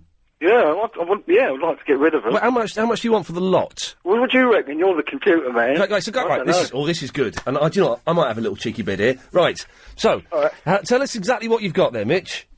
Well, I've got about 20 games. I've got, with the cartridge for the Master System, I've got Cool Spot, the Virgin game. So you got Master System and you got 20 games? 20 games. I've got all the games like Road Rash, the first Road Rash that come out where you kick them off the motorbike. You got Sega Saturn. Oh, wow. Sega Saturn with the gun, Virtual Cop and the steering wheel for Daytona. Steering wheel. Magic Carpet, Desert Storm, is it? Desert Storm? No, Desert Strike, sorry, Desert Strike. Right. And some other games. You got a chipped PlayStation 1 with 200 games. Yeah, it's got 100 games on one disc as well. Wow. Oh, right, wow. okay. It's on 101 games on one disc, globally on one disc. Any other consoles? Well, I've got an old PlayStation 2 because I've got one of the new little ones because it was getting us a big old lump of rubbish, really, the old ones. Okay. Anything else? So, Master System, Sega Saturn, chipped PS1. We'll ignore the PS2. You can keep that. I don't want that. Yeah. Anything else? That's it. That's a lot. Plus the other little bits. I think I've got some joysticks and some special controllers, like the see-through ones, the trendy ones that they used to have. Hang on, Chris, what do you want to say? Does it all work, though? Yeah, good point. Is it good condition? It all works. There's no boxes for the only one I've got a box for is the Sega Saturn, but the rest are in good condition. They're just in bags under the bed in one of those big Michael, trays. I think you should make an offer, Michael. All right, for the whole lot, so that's to be something realistic, though, isn't it? It's got to be something realistic, but you know you can haggle a bit. Go and start with what you think you'd like to pay. 150. 150? Yeah. I'm out. I was going to say like 40 quid. Look. I'll take it. Jesus. Where do you want me round? I'm in the car now. Whereabouts are you? Me, Seven Kings. That's near Ilford. Newby Park. East London. Ganshill. Round that way. Mitch can't stop talking. He can't believe he's done. I know. Michael, is this a serious offer? Yeah, I'm being serious, but is that too much? No, I think that's a good offer you've Everything's made. in good condition. We can haggle on the day. I won't be that hard with him. I'll be gentle with him. That's cool. I'll always have a deal. Are you up for that, Michael? Yeah. All right, listen. Do you? Which one should we do? Michael, would you mind if we gave your phone number to Mitch? Yeah, I don't know. Is that all right? This one, give him my other number. I'll give him my T-Mobile number. The T-Mobile number. Okay, listen. I'm going to put you both back to Chris. Michael, give the number to Chris that you want to give to Mitch, and you get in touch, and then let us know if that goes ahead or falls through. Yeah, definitely. Good lad, away you go. Right. Say it down the line, Chris. you. No worries, thank you. It's good. Chris, if you can take them. 150. I was going to come in at 40 and work my way up. I was going to go as high as 75. Cheapskate. What do you mean cheapskate? Sensible. He's a good offer there. He's done well. That's a lot of money. Oh, Dan? Yes. I'll come to you after these ads, is that alright? Yep. Good lad. Your endowment policy could be worth more than you think. Don't surrender it without calling AAP on 0845 073 1960. That's 0845 073 1960. Iain Lee's Good Evening. Oh, that was quick, wasn't it? Yes, Dan, what can I do for you? You know, you're talking about eye contact, the male-female eye contact. Yes. It's kind of a sexual thing, I suppose. isn't Yes. it? I've not really had too many problems with that because I'm a bit ugly, so I don't really stare at women. Oh, I'm sorry to hear that. That's all right. Over it now. Good lad. The main problem I've always had is, I don't know if you've ever experienced it, is the male-male eye contact. Oh, yes, yeah, go on. Well, violence seems to be the end result of that. You don't think? It is, well, it's either a gay thing, which is fine, Right. or... No, it's not a gay thing. It becomes, Well, I've got a story about a gay thing, though, but I'll revisit that. Okay. Or it becomes, you know, I've been eyed up by gay gentlemen, and thank you very much. Or it becomes an aggressive thing, and the fella just starts, yeah, what do you want? You know, it becomes that kind of scene. About 20 years ago, I went to visit some mates who got into Cambridge University, so we went to ruin their weekend. And we were queuing up for a club. And I was just kind of looking at the bouncer, waiting to come in. The next thing I know, he punched me on the nose and really beat me up quite badly, ruined my weekend. Yeah. And because I looked at him. Now you've reminded me of something. That's insane. That's insane. Years ago, I was at Victoria Station. I was with a girl. We were going. I was a little lad. I was going off to a stand-up comedy gig somewhere. And my girlfriend went off to use the phones. So I'm standing a bit away from the phone. I heard some guy on the phone shouting, effing and blinding. So I look round, and there's this guy in a suit on the phone going mental, and he sees me, he says, yeah, what are you effing looking at? What do you want? And being the coward I am, I just looked down, put my hand up, said, sorry mate, nothing, no problem. And so I looked away. I could see him out of the corner of my eye, though, and he finished the phone call, smashed the phone against the handset against the phone, and I could see him coming towards me, and I was thinking, oh, for God's sakes. And he started pushing me. And I was just looking down, backing away, saying, listen mate, I'm sorry, you know, don't want any trouble. And then he pushed me on the floor, and he's saying, get up, you so-and-so, get up, I want to give you a kick in. And I said, listen, man, I'm not getting up, I'm staying here, you know, I'm not getting up because I don't want to fight. And so he spat at me, I'm such a coward, but he spat at me, and then he walked away. And as he walked away, my girlfriend came over, and she sort of said, what's going on? She looked at me and said, what's going on? And I said, that bloke over there, he pushed me. And so I got up, and she was a bit gobby. So she went over to him, oi, you, what'd you do, push my boyfriend? He went mental, and I thought, at that point, I thought, I've got to step in and defend a girl, I'm gonna get the crap kicked out of me. So he pushed her, and she was tiny, like 5'3". He pushed her, and so I went and stood behind, I went up behind her, and I put a hand out to stop him and went, hey, listen, mate, that's out of order, don't push her. And he just smacked me in the face, and I went flying. It's this bouncer from Cambridge, isn't it? I think it's the same fella. But the good thing is, I went flying, cracked my head on the pavement, had to go to hospital. It was all caught on CCTV camera. I've seen the footage of it. A copper caught him. I got 300 quid in damages. So in the end, it was all right. Did you get any money from your bouncer? No, I just went home. Yeah. But now I was out the other day doing my policeman thing. Yes. And, do you ever kind of tune out when you're staring at something, like start worrying about money or I don't know? Of course, yeah. Do a 1,000-yard stare, yeah. So I was doing that at a bus stop, thinking about the wife or something, I don't know. Yeah. The next thing I know, there's a geezer rapping on the window asking me if I was a batty man. And I thought, well, I'm a uniformed police officer at work, actually. Did he say it when you were in the uniform? Yeah. So I wound down the window, I said, like, no. He goes, well, don't stare at me then. I thought, oh, right. Well, fair play. He had cojones to do it to a copper in uniform. Yeah. Dan, I've got to go. Thank you very much. So. LBC 97.3. Iain Lee's Good Evening. Call 0870 90 90 973.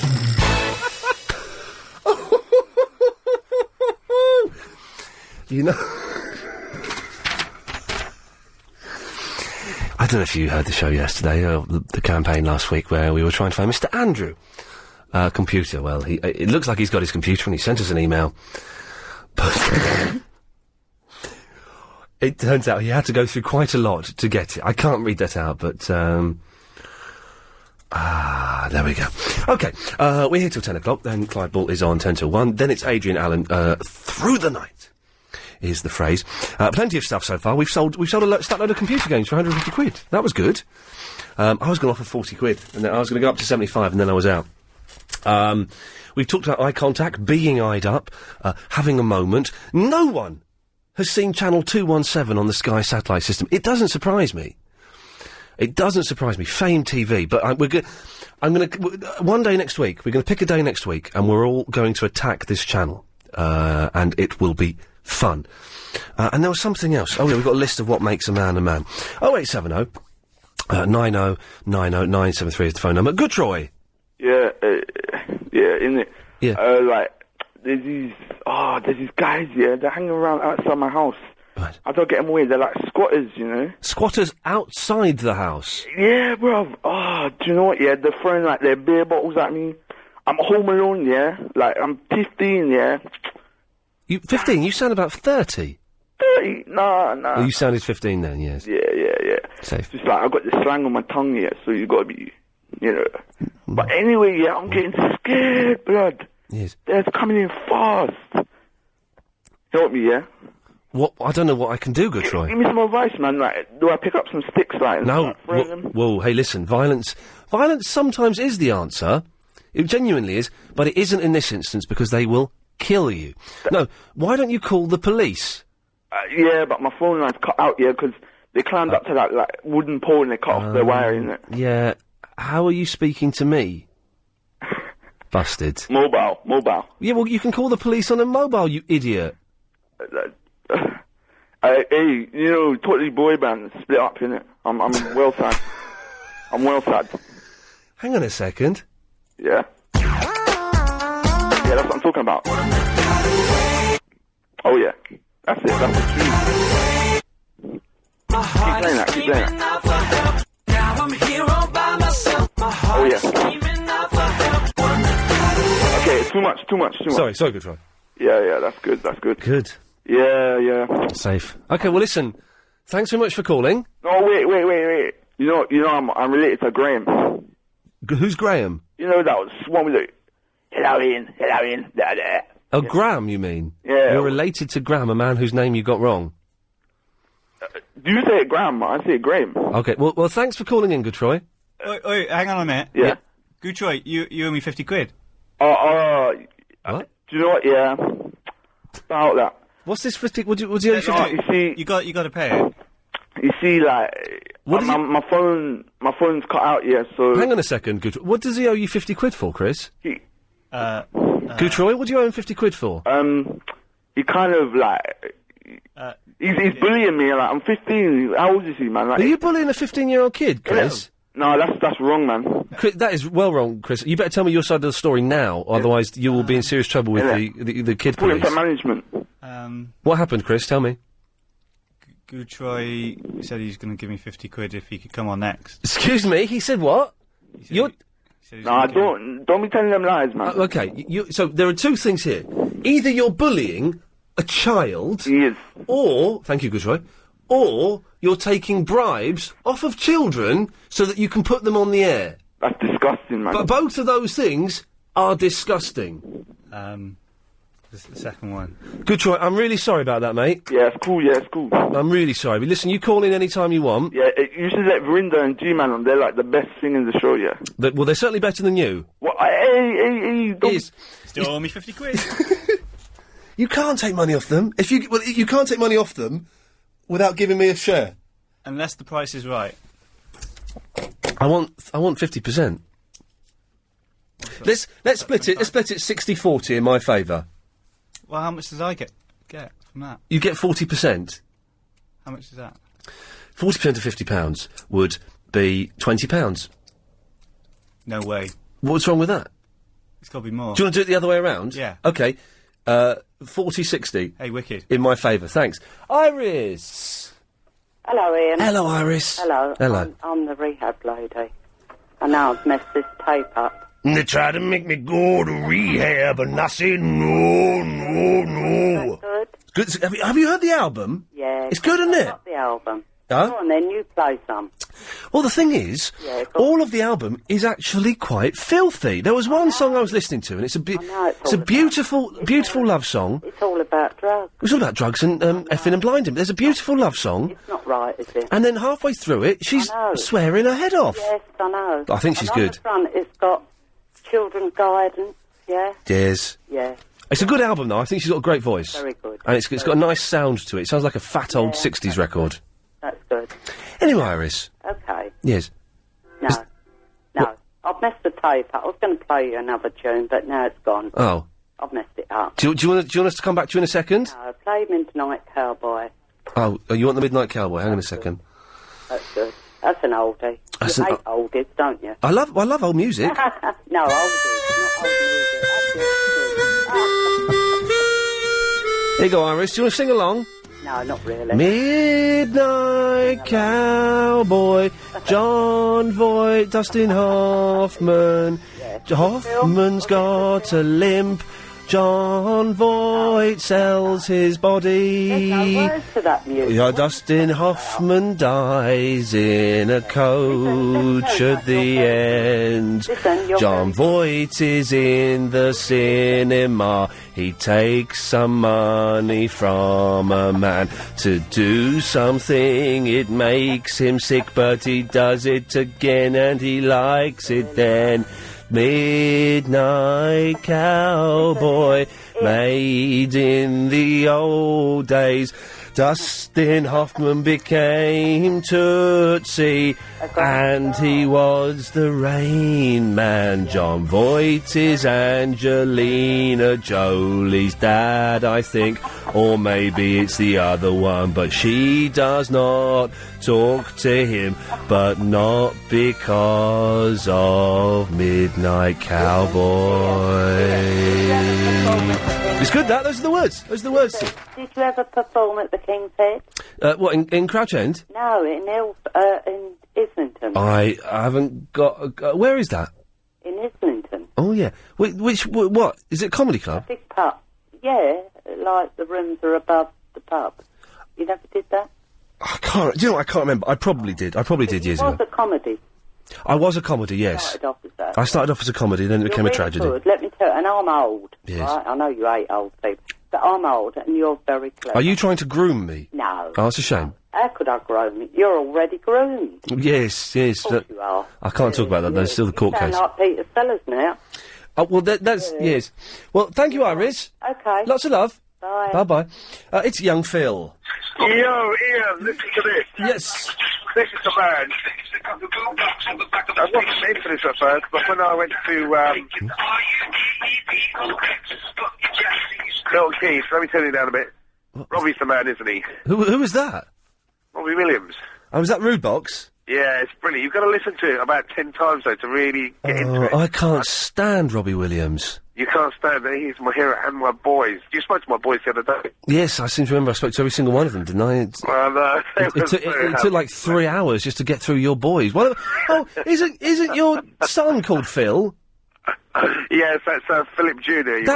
Why would you do that? That's freaky. Yeah, well, that wasn't my idea. That was his mother, who I've divorced since. But anyway, we won't go into that. No. Talking about, what is it with guys? I mean, are they all warped to that? I mean, grown guys playing PlayStations and Yes. Sega, whatever it is.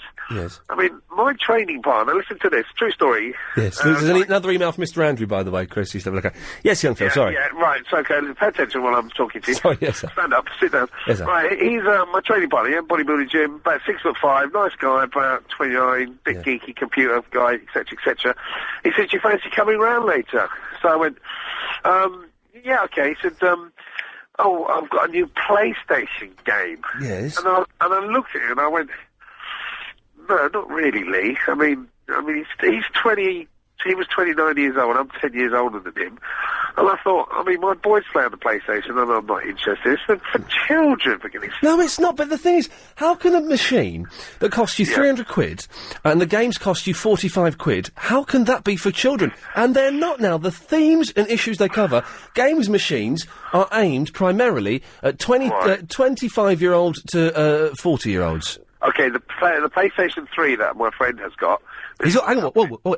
He's got a PlayStation 3? Yes, now that is a piece of kit. Wireless, so you can play, I don't like golf, you can rally, I love rally, yeah?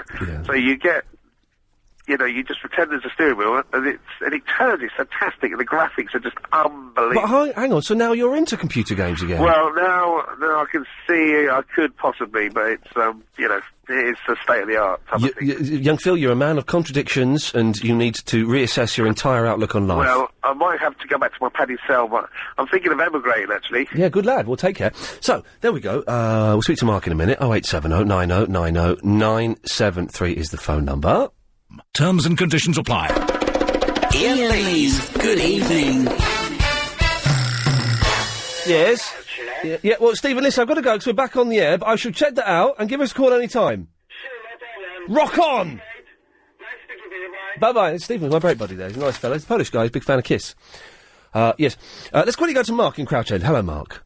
Hello, Ian. Hello, Mark. The saviour of Radio 1, supposedly. Moyles. What, did you hear him this morning? No, I didn't. What was the fat fool doing? He was ripping off what you've been doing, like Ghostbusters 2. He was doing what? Exactly, my friend. What was he doing? It's exactly the same scenario. Yes. But just putting different accents on. Yes. And, making it like, oh, look at me. Yeah, it was outrageous. But this morning I was just like, what? But so what was, in what context? What, he was phoning up quiz channels? Yes. Because, he's having some beef with one of the fat birds. I don't know what her name is. I didn't know he was having any beef, but he certainly had... No, he's having a thing with this, one of the presenters on one of these quiz shows. Right. And he was trying to cheer her up. Yeah. But the way he was coming across on the radio, this is, pretending to be, a nobody. Yeah. And, making people laugh. And I was just, what a total rip-off, man. So he was doing Ghostbusters 2? No, he hasn't been saying Ghostbusters 2, okay. But he's using the same format, with just... Well... Oh, it's not good, it's not good. Well, Mark, we know where the idea came from. Exactly, my friend. And, I've heard from other people that Steele is Have you ever met him? Yeah, loads of I hesitate to say I used to know him. I used to know someone who used to go out with him before he got famous, and I met him a few times then, when he was kind of all quiet and shy. Yeah, because unfortunately for me, I was a contestant on his ill-fated Channel 5 show. That was awful, wasn't it? Wasn't it just? Yeah, terrible. Especially with the old Ginger Minja that was producing it, but never mind. Yes. But yeah, and he used to be an all right fella, and then suddenly he becomes the ego is just got to be. But hey, he's a millionaire, so he's doing something right, and he's got. Let me just do the maths. Hang on a second. Yeah, but he's still about 1,600,000 times the amount of listeners we've got right now. Yeah, but hey, yes, that must give you some I don't know, something to aim for. Yeah. Aim for was aim to be a rifle, aim to be yes. like Bismarck's, but hey. Hey, Mark, listen, thank you very much for pointing that out. If you want to see the original winding up of the presenters, youtube.com/the real Iain Lee. I've heard from other people him stealing their material. I know he's stealing stuff from Ian Collins as well. But, it's all groovy. Good evening. Good evening. Good evening. May I just say, Good evening. You certainly may. Can I just say something to you, sir? Please do. Good evening. Good evening. Can I just say? Yes. Good evening. Good evening. And one more thing. Yes. Helen behind the glass. Yes. Good evening. She's not here today. Oh. It's Elliot. Oh, Elliot. Oh. Is Helen going to be there tomorrow? Helen will be here tomorrow, yes. Because don't forget she's doing a half hour. Well, no, she was supposed to do that today. No, Thursday, she said. She said today, I thought. Did she No, say... she said Thursday. Okay, well, we'll get her to do that tomorrow. Helen's half hour. Lucy? Oh, there's Lucy. Lucy, good evening. Good evening. How are you? Very well. Lucy. Hello. Hello. Hello. Well, I was ringing out to talk about leaving scenes of accidents and things like that. Well, actually, we're just saying good evening at the moment. Oh, good evening then. Good evening. Is it a good evening? It's a good evening from me. Oh, well, that's good. It's a good evening from me too. It's a good evening from me. And it's I a feel good like evening two from me. Ronnies or something here. Well, somebody else just spoke then. Who's that? Good evening. Good evening. Hello. Hello. No, good evening. Oh, good evening. May I just say? Yes. Good evening. Yeah, I'm going to have to break this up now, but... Yes, we have to talk about Yes. leaving the scene of an accident. Yes, good evening. May I just say? Good evening, everybody. Don't forget. Good evening. Oh, I've got a live read to do. Hang on a second. Please. Good evening. Hang on, this is serious. We've got to stop for things. I've actually got to do this. This is important. I'm listening. Okay, here we go. Good evening. Good evening. Done that. I've just had a phone call from the boss. Uh-oh, what does he say? Good evening. Good evening. Good evening. Can I just say, please, before we go? Yes. Good evening. Good evening. Yes, Lucy, what can I do for you? Oh, hello, Ian. It's Lucy. Yeah. Yes. Are we finished saying good evening now? Yeah. Yes, the fruitcake has gone. Right, no, leaving scenes of accidents. Well, I don't like leaving scenes of accidents. I don't have them, but I see a lot of them because I drive a lot. Now, what happened was, one time I was driving through Clapham Common. Yes. And there's a road that runs through Clapham Common, I don't know if you know. And this car was coming towards this whole line of traffic in front of me. It went head-on collision into this person. Wow. And I couldn't believe it. And I was just sitting there. And then 3 guys jumped out of the car that had crashed head-on into this other one and started pegging it off across the common. And I was like... And I was sitting there going, what? And I was thinking, is nobody going to do anything? And the guy got out of his car, fell onto the road like this. And I thought, I can't have this now. I'm sitting there. I've got the roof down in my new car my husband just bought me. Yeah. He said, you must not damage this car. Yeah. I drove off across Clapham Common in my car, roof down, beeping my horn going, wow, like this, going, stop there. But I was thinking, what am I doing? I'm chasing 3 very big guys across the common with the roof down. They could just turn around and get into my car. And I was like, and luckily, one of the builders who was working on a house on the side of the road, there was 2 or 3 of them, saw this car careering across the common and saw I was chasing people, and they ran out and they got one of them. And then I turned round, carried on, came back to the accident, and nobody was looking after this bloke. He was lying on the floor. Nobody, and I couldn't believe it. So I thought, I've been driving across the common trying to chase these guys, and not one person has helped look after this guy. So I knelt down, put a coat over him, made sure he was okay. This is what I should have done, and I didn't do it. And I feel because I feel terrible, Lucy. I feel ashamed that I didn't do anything. Absolutely ashamed, and I'm going to have a nightmare about that. But my husband was very cross. I bet he was. When you're doing something like that, you want this kind of music playing in the background. Yeah. That's the kind of thing you need, just to make it a bit more exciting. No, like, with a Porsche Boxster, it would have gone very well. Did you... So, you didn't knock any of them down or anything to try and... Well, did you? No, I was thinking, do I ram them? And then I thought, no, what am I thinking? Yeah. I thought, no, but it's weird, it does cross your mind, and you think, no, I can't do things like that. Yeah. So, but once I got to the edge of the common, I thought, I'm not chasing down the street. So, well, it was on the common. Lucy, you're a better man than me. Thank you. Thanks very much for that. See you then, bye. Oh, I cut her off in mid... Let's have the Night Rider theme loud, come on!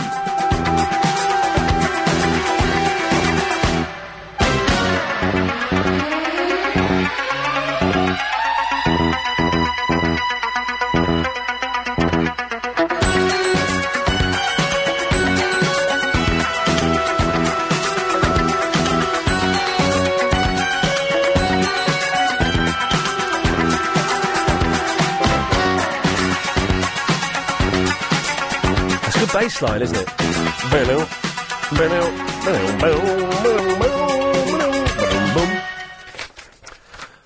Whatever happened to Richard O'Brien? Do you remember Richard O'Brien? Well, you remember him, Chris, because you asked me about it. Why are you obsessed with Richard O'Brien all of a sudden? Because I saw a repeat of Crystal Maze the other day. It was rubbish, Crystal Maze, wasn't it? No, it was brilliant. It was rubbish, really. It was brilliant. It was rubbish. It was brilliant. Well, it was rubbish. No, but it was brilliant. It was rubbish. But he was the bald, skinny fella. He invented the Crystal Maze. Did he? He invented it. Well, then he's a brilliant genius. What musical did he write? Chitty Chitty Bang Bang? No. Don't tell him, Elliot. Lucky are they? Oh, balls. But so, okay, well, can we, for the last half an hour of the show, can we hunt down Richard O'Brien? Not kill him. I don't want to do that. I think he's dead. He can't be dead. Why can't he be dead? I thought he... Because he's only I thought he like 30-something. Died. You can't die from that. I think he died of that. You can't die from that, can you? Okay, 0870 9090 973. Where the hell is Richard O'Brien? James, do you know where Richard O'Brien is? Is he the, I'm too sexy for my hat, too sexy for my hat. Is that one? No, that's Right Said Fred. Yeah, another bald fellow, but... He looks the same. I thought it was the same guy. Yeah, he was a bald fellow, though. That's the only thing... Well, and Richard O'Brien's really skinny, and Right Said Fred is like a big, bulky gym man. Too sexy for my coat. Okay. Yeah, all right. Hello. Do you remember that song? That song was rubbish, but it was like a big hit. Everyone loved it. Richard O'Brien. I just got him up on Wikipedia for you. Born 1942 in Cheltenham. Okay, well, you're giving us the... What did you call in about, James? Sorry, Mike Mendoza. Oh, yeah. I've had I've had fights with him. When he used to be on the radio on LBC, sort of during the night, Yes. I called him up a few times when he was, with his usual lines like, this is Mike Mendoza. Who is Mike Mendoza? I don't know, love. Yeah, go on. I'm not racist, I just don't like foreigners. Terms and conditions apply. LBC 97.3. Iain Lee's Good Evening. Call 0870 9090 973. Good evening. So, we're trying to find Richard O'Brien, and also Sal Solo. Now, I may be the only person that remembers this man. I need someone to... We've only got 30 minutes. We've done this too late. We should have done this... This should have been the theme of the show, finding famous bald men. Oh, hell's teeth. Clive Ball is on at 10 o'clock, by the way. So, Sal Solo. Do you remember Sal Solo, Arian? No, but I remember Richard O'Brien, and the Crystal Maze was fantastic. Well, the novelty wore off after a bit. It wasn't as good as it was led to believe. It was good fun, though. It was a good fun evening sort of programme. Maybe a TV dinner after you've had a long day or something. Yeah, I'll give you that. It was just too long, though. An hour of that. Did you see the second guy who presented it? Edward Tudorpole. Tudorpole or something, yeah. He was performing at the first ever gig I went to. He used to be in a band. Oh, really? Yeah, called... I read... Tenpole Tudor. To-ry-you-ry-you-ry-yay, over the hills with the swords of 1,000 men. Oh, I just broke the mic. Who's the other bald bloke you're looking for? Is this dude called Sal Solo, right? And all I remember is he had one hit in about... I'm guessing 1982, 1983. And the video was, I think it was like loads of kids, like a kids' choir singing, and there were candles in the video. That is all I can remember. Do you know what? Hang on a second. Although Is it this guy on Wikipedia I found? Hang on. Sal Solo. I'm going to go to the YouTube. I'm going to check him out on the YouTube. Singer for the French group Rockets or something. Rockets? I don't remember that. Hang on a minute. No, same guy? No. YouTube.com. Isn't YouTube the greatest thing ever invented? Brilliant. Right, Sal Solo. Let's see if his video comes up. So I remember it was being candles and kids singing. Uncle Sal, Tornado Sal. 1 to 20 of 6. Oh, here we go. How long ago was this? This was, hang on, I thought it was about 1981, 82. But before me, yeah. Sal Solo, there we go, this is it! San Damiano, vocalist of... he's got hair in this video. That can't be the same dude. Oh. Look at that. Maybe he lost his hair. Oh, he was bald at the time, though, right? Well, I thought he was bald at the time. Then you've got these, like, little choir boys. Okay, well, listen, you don't know, so I shall leave it there. Thank you, Arian. Okay, yes, good lad. He's wearing a hat. He's bald in this. God, okay, the mission is, before 10 o'clock, I need to hear this song being played down the telephone to me. Verinder Impersonator, can you help? Good evening. Good evening. Ian, Good evening. You forgot already. Oh, You forgot. yeah. Okay, no, I love you. Eh. And, I remember, I love you, and today I went in my attic space to get out some empty boxes. That's not very good. What do you mean that's not very good? Because anyone can say that. But it's true, though, I did. Really? I'm not going to lie to you.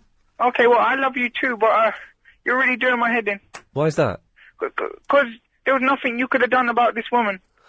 Well, I could have stopped, I could have pulled over, I could have got my coat out, I could have put it over her, I could have kept her warm, could have held her hand and said, don't worry, love, people are coming. Didn't do any of those things. Where were you going?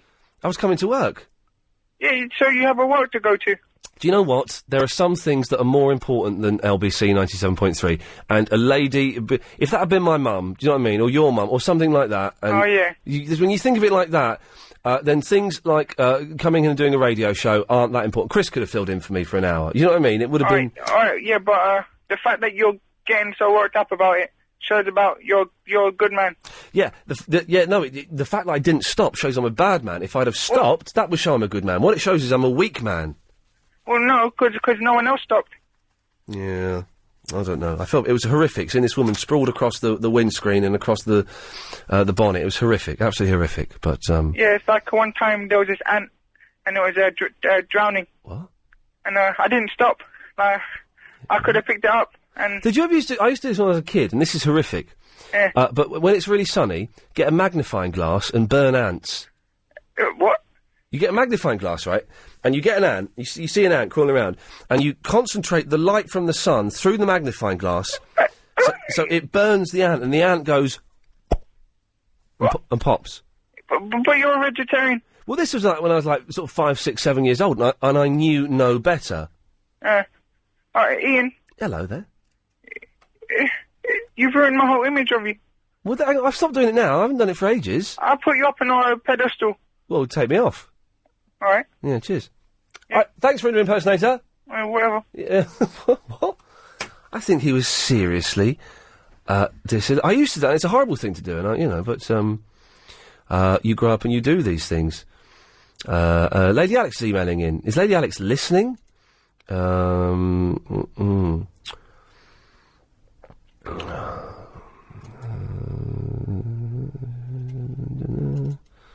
We've got the blogs, by the way, so thank you very much for that. Dominic is in Blackheath. Hi, mate, how are you? I'm all right, Dominic. Right, so you want to know a little bit about the old Sal Solo? He's a real person, isn't he? He is indeed. He was in Classics Nouveau. Yes. His first single was Guilty. Right. And he actually did wear like a black trilby, I think, sometimes. What was the song with all the kids, the choir of kids? I don't know that one. I don't. To be honest with you, that doesn't ring a bell at all. But he had two hits basically. It was Guilty was the one that made him, right? And then and he attempted to do it live as well, which didn't work very well. But then on top of that, he did one called "Is It a Dream?" and there's a 12-inch mix of it, which is actually really good. Well, how do they go? Okay, so "Is It a Dream?" goes satisfaction. Is it a dream? No reaction. Is it a dream? That really helps, doesn't it? And for anyone young enough, too young to know what that's what the 80s sounded like for a while, didn't it? Absolutely. All of the songs sounded like that. And wow. Have you ever heard of a band called Fashion? Turn to the left. No, I haven't. No. Yeah, well, that's another weird sort of like one-hit wonder band. But no, it was Classics Nouveau, and it was his first one was Guilty. Okay, Dominic, thank you for that. Not at all. I do want to hear the song, which I think is this song, so I've just found it on YouTube. San Damiano. I want to hear that being played down the phone if we can do that. 0870 9090 973. Monica! Yes, I'm in Kingsford. Hello, Monica. And you wanted to know the musical that he wrote? Sal Solo? Yeah, no. Richard, Branson? Richard, yes. Yes. He wrote Little Shop of Horrors. Richard Branson wrote The Little Shop of Horrors? No, not Richard Branson. The other one, Richard... Richard Madeley? No. Richard Bryars? No. Richard Pryor? No. Richard Branch at the piano? No. I can't think of it. It's gone. James O'Brien? That's it, yes. James O'Brien wrote The Little Shop of Horrors? Yes. Can you say that for me? James O'Brien wrote The Little Shop of Horrors? Not James O'Brien, Oh. Richard O'Brien. Oh, Richard O'Brien, there we go, okay. No, he didn't. He didn't? No. What did he write then? The Rocky Horror Show. Oh, well, I knew it was something to do with the show. Oh, for God's sake. Horror show. You've got totally the wrong... One's got a planting, one's got a transvestite. I'm sorry, I made a mistake. Well, bless you, Monica. Little Rocky Horror Show. The Little Rocky Horror Show by No, James not the O'Brien. Little Rocky Horror Show, the Rocky Horror Show. Good girl, there we go. What a delightful fruitcake there. Loads of emails are coming in for some reason. I don't quite know why. Thank you, Maria. 0870 9090 973. Let's quickly take some of these, because... Yes, line 2, you're on the wireless. Is that Ian? Yes. Hi, Ian, mate. I don't know if you've realised already, but have you been listening to James Whale, mate? Because he's been trying to nick your ideas. He's been doing Break Buddies, hasn't he? Yeah, I was listening to it the other night. Yes, it was Chris's idea. I can't talk too much about it, because I do know that LBC management, I'm not mentioning any names, are launching legal proceedings against a rival radio station to do with breaches in copyright. Now, whether that's connected to James Whale, I don't know. But there are legal proceedings in place. He's trying to turn around and say that it's his idea originally. Well, basically, we found out today, Chris Moyles has ripped me off, James Whale has ripped me off. Now, both those men are on national radio stations getting paid twice what I'm getting paid, at least, in terms of James Whale. Chris Moyles gets about, was it something like £180,000 a year or something? What? For that crap. Can you believe it? That's unbelievable. And he doesn't... I heard a bit of him the other day for the first time first time ever, really. And he doesn't do anything. He just has all his mates in the studio. They do all the work. And he just sits there going, you big idiot. And that's it. Unfortunately, I've got to listen to him as well, because my work colleagues won't listen to anything but his radio station. And I've got to listen to it. What's your name, my friend? It's Robin Mitchum, mate. Rob, well, listen... I thought I'd let you know. Thank you for grassing up other DJs. We do appreciate it. All right, take care, mate. Take care, man. Good luck. There we go. What a nice fella. Let's just try this one. Line 4, you're on the wireless. Yeah, hello? Oh, yeah, 7 seconds late. Anyway, yeah. Is Rinder like a boy or a girl? I'm not interested. Petra! Hello, Ian. Hello, Petra. I rang up because I remember South Solo as well. Yes, I'm glad. For a second, I thought I'd imagined him. No, well, I'm afraid I have to admit that I led a very sad teenage life, and I did actually want to write to him. What? And ask him various ridiculous questions. I was only 17 at the time, but I asked him about why did he shave his head and all that sort of stuff. And I just remember that he wrote back with a signed photo, and he told me that he shaved his head in the bath every morning, and if he ever cut it and got a nick and it was bleeding, he'd just use a bit of toilet roll to mop up the blood. But it's been a blast from the past. I haven't caught your new show because of the changed time, but I was just driving home Yes, no, I've not caught it and yet. I thought I must ring. But fashion, I used to love fashion as well. Oh, really? I don't know fashion. You are a little bit... when was South Solo? Was it about 82? South Solo, well, I was living in Hereford at the time, and that was between 1979 and 81. So Okay. I put it at 80 to 81. Okay, well, I was about 7 then. So I was. You're making me feel very old. Sorry, old woman. But yes, so I don't remember fashion. Were they similar? Do you remember Japan? Yeah, it's at the same time. But Nice. fashion, they were from Birmingham. Okay.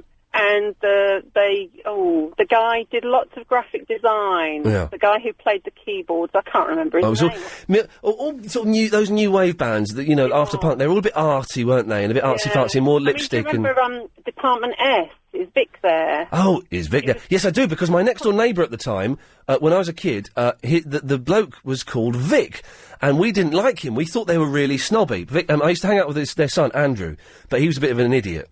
So my mum thought it was hilarious to say, tell you what, kids, should we phone up Vic next door and say, is Vic there?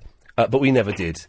But yes, and the whole song went... all about the same era, anyway. Do you remember Trio? Da, da, da. There we go. Good work. We're speaking the same language. Petra, I should move on. We're starting to sound a bit like Andy Crane, but thank you very much. Man, seriously, music in about 80, 81, 82 was just hideous. They just invented kind of keyboards, and they sounded awful. There's a lot of German bands, and it was terrible. Chris, you've... Conditions apply. Ian Lee's Good Evening. Wow. It's flown by today. Much better. I would give yesterday's show a 4. I'd give today a 6.5. It's on the way up. We're getting there. I like the starting with Triple M at the first half hour. We'll do that for the rest of the week and see how that goes. 0870 9090 973. I don't know why the phones have gone mental. They're either... Because it's been quiet for like the last 15 minutes. Now, that means I've either said something inappropriate or they're all just getting in early for Clive Bull's show. I don't know. If you are phoning in for Clive Bull, can you wait until, 10 o'clock, to be honest? Polite. Yeah, what? It's only polite. Yeah, it's only polite to wait, isn't it, till the current host has left the studio and the host that's coming up next is, he's ready. Oh, what's it? Well, yes.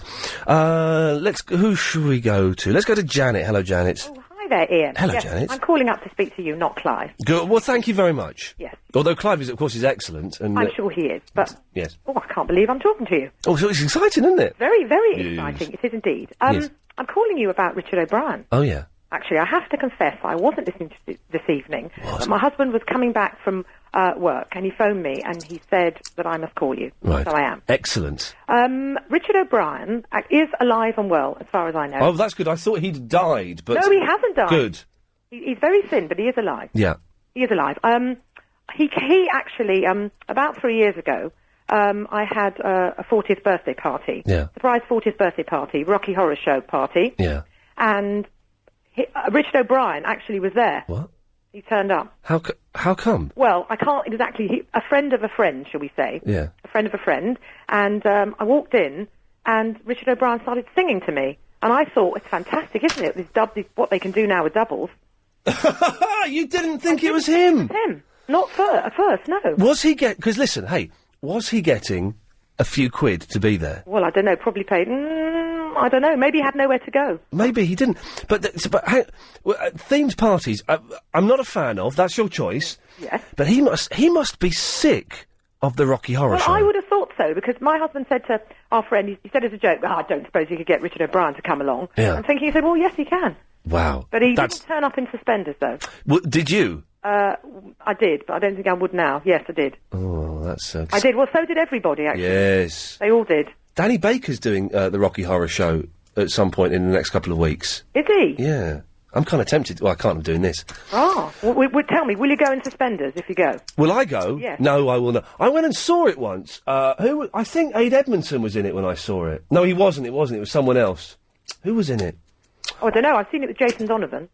Oh, yeah. Jason Donovan was one of the first gigs I ever went to. Yeah, he was not quite the same as he was on Neighbours, should we put it that way? Yes, it would be a little bit. It is filthy, the Rocky Horror It is, Show. so I'd have thought you'd have liked it, Ian. It's not your cup of tea. I did like it when I was younger, but no, it's not like... I struggle with musicals. I find them hard work, and I have a low tolerance for them. I actually don't like musicals much, but I love this. I love the Rocky Horror, and I love the songs. I like Hair. Do you? Oh, I love Hair. I've not seen that one. You saw Sunita in The Buff. Ooh. Yeah, it was good. That's an old one, isn't it, Hair? Chris, get this, man. In Hair, at one point, all of the cast take all of their clothes off. You see ding-dangs and wang-chungs and everything. Wow. Yeah, wow, indeed. And Sunita was in it. Janet, thank you for that. Yep, good to talk to you, Ian. Thank you. Cheers. Bye-bye. 087090. I'm not going to give out the number because we've got far too many calls to get through before the show ends. Jamie. Hi, Ian. Hello, Jamie. Listen, just before I tell you what I rang up about, yes. Where can I see Hair apart from on my head and down there?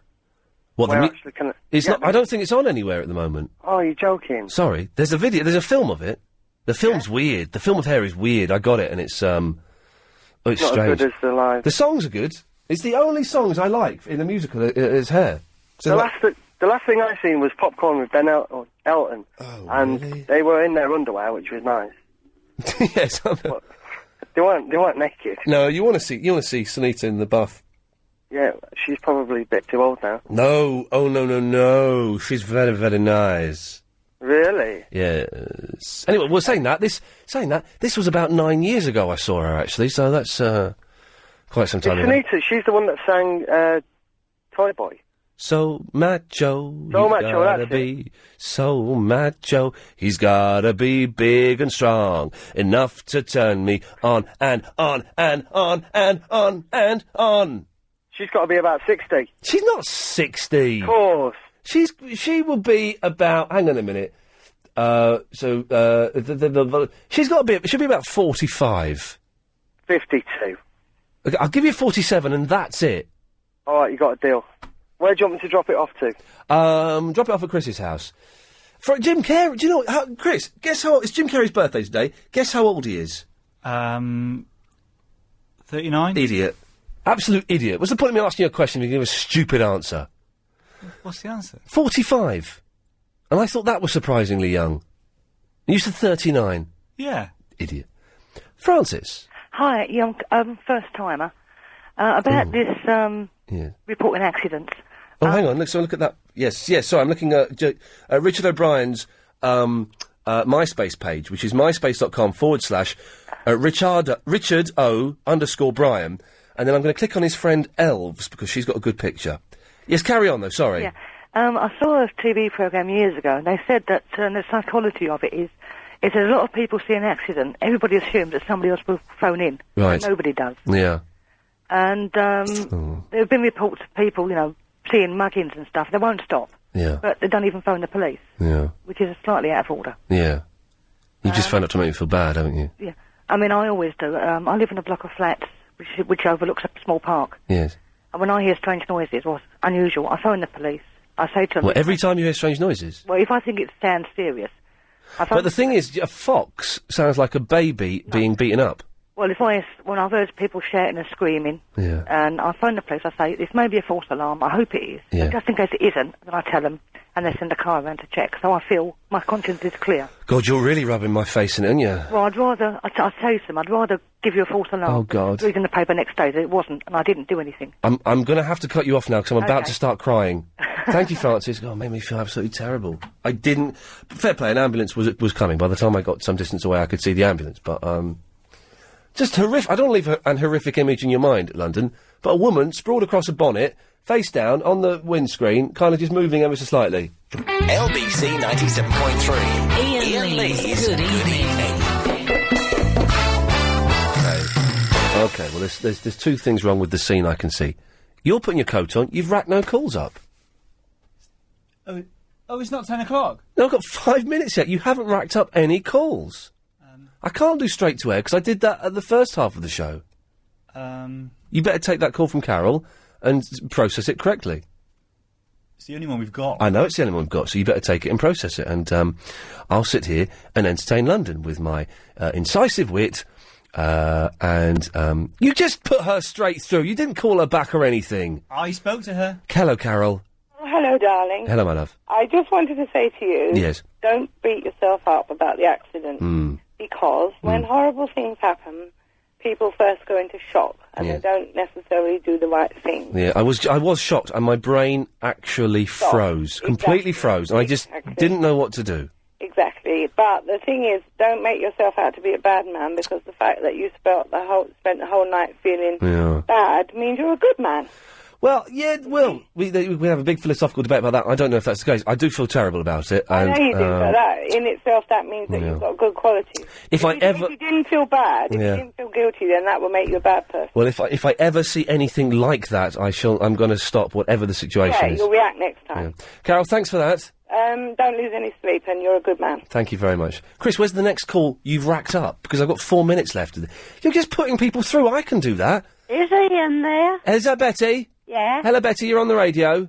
Is Iain there? You're speaking to him, you're on the radio. Oh, I just wanted to say, I think you are in a bit of shock tonight. Yeah, just a little bit. Because the programme hasn't been all that wonderful. What? And you played a lot of music.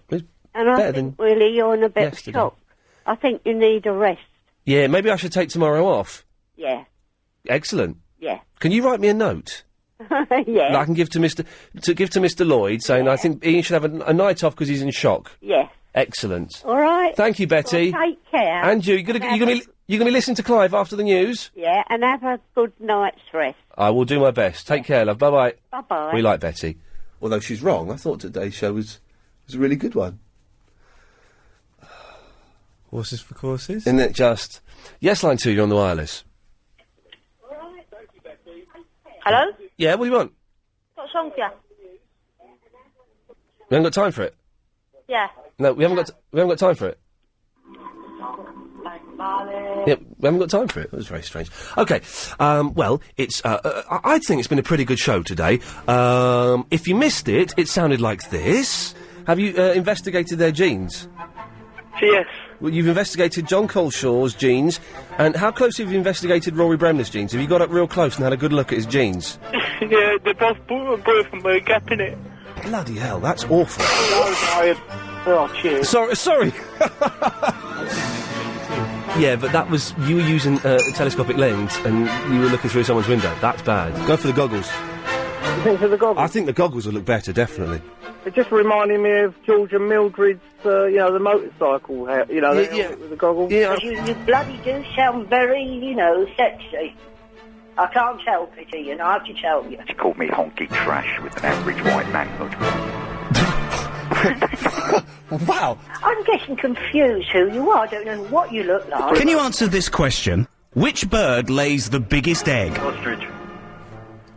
Arab's girlfriend. As I was getting at the tube, I felt his hand on my bottom. Oh, dear goodness gracious me. It sounds like a winner to me. I'll be back tomorrow at 7. Stick around. After the news, 10 to 1. It's the Governor, Clive Bull. Until then, thank you.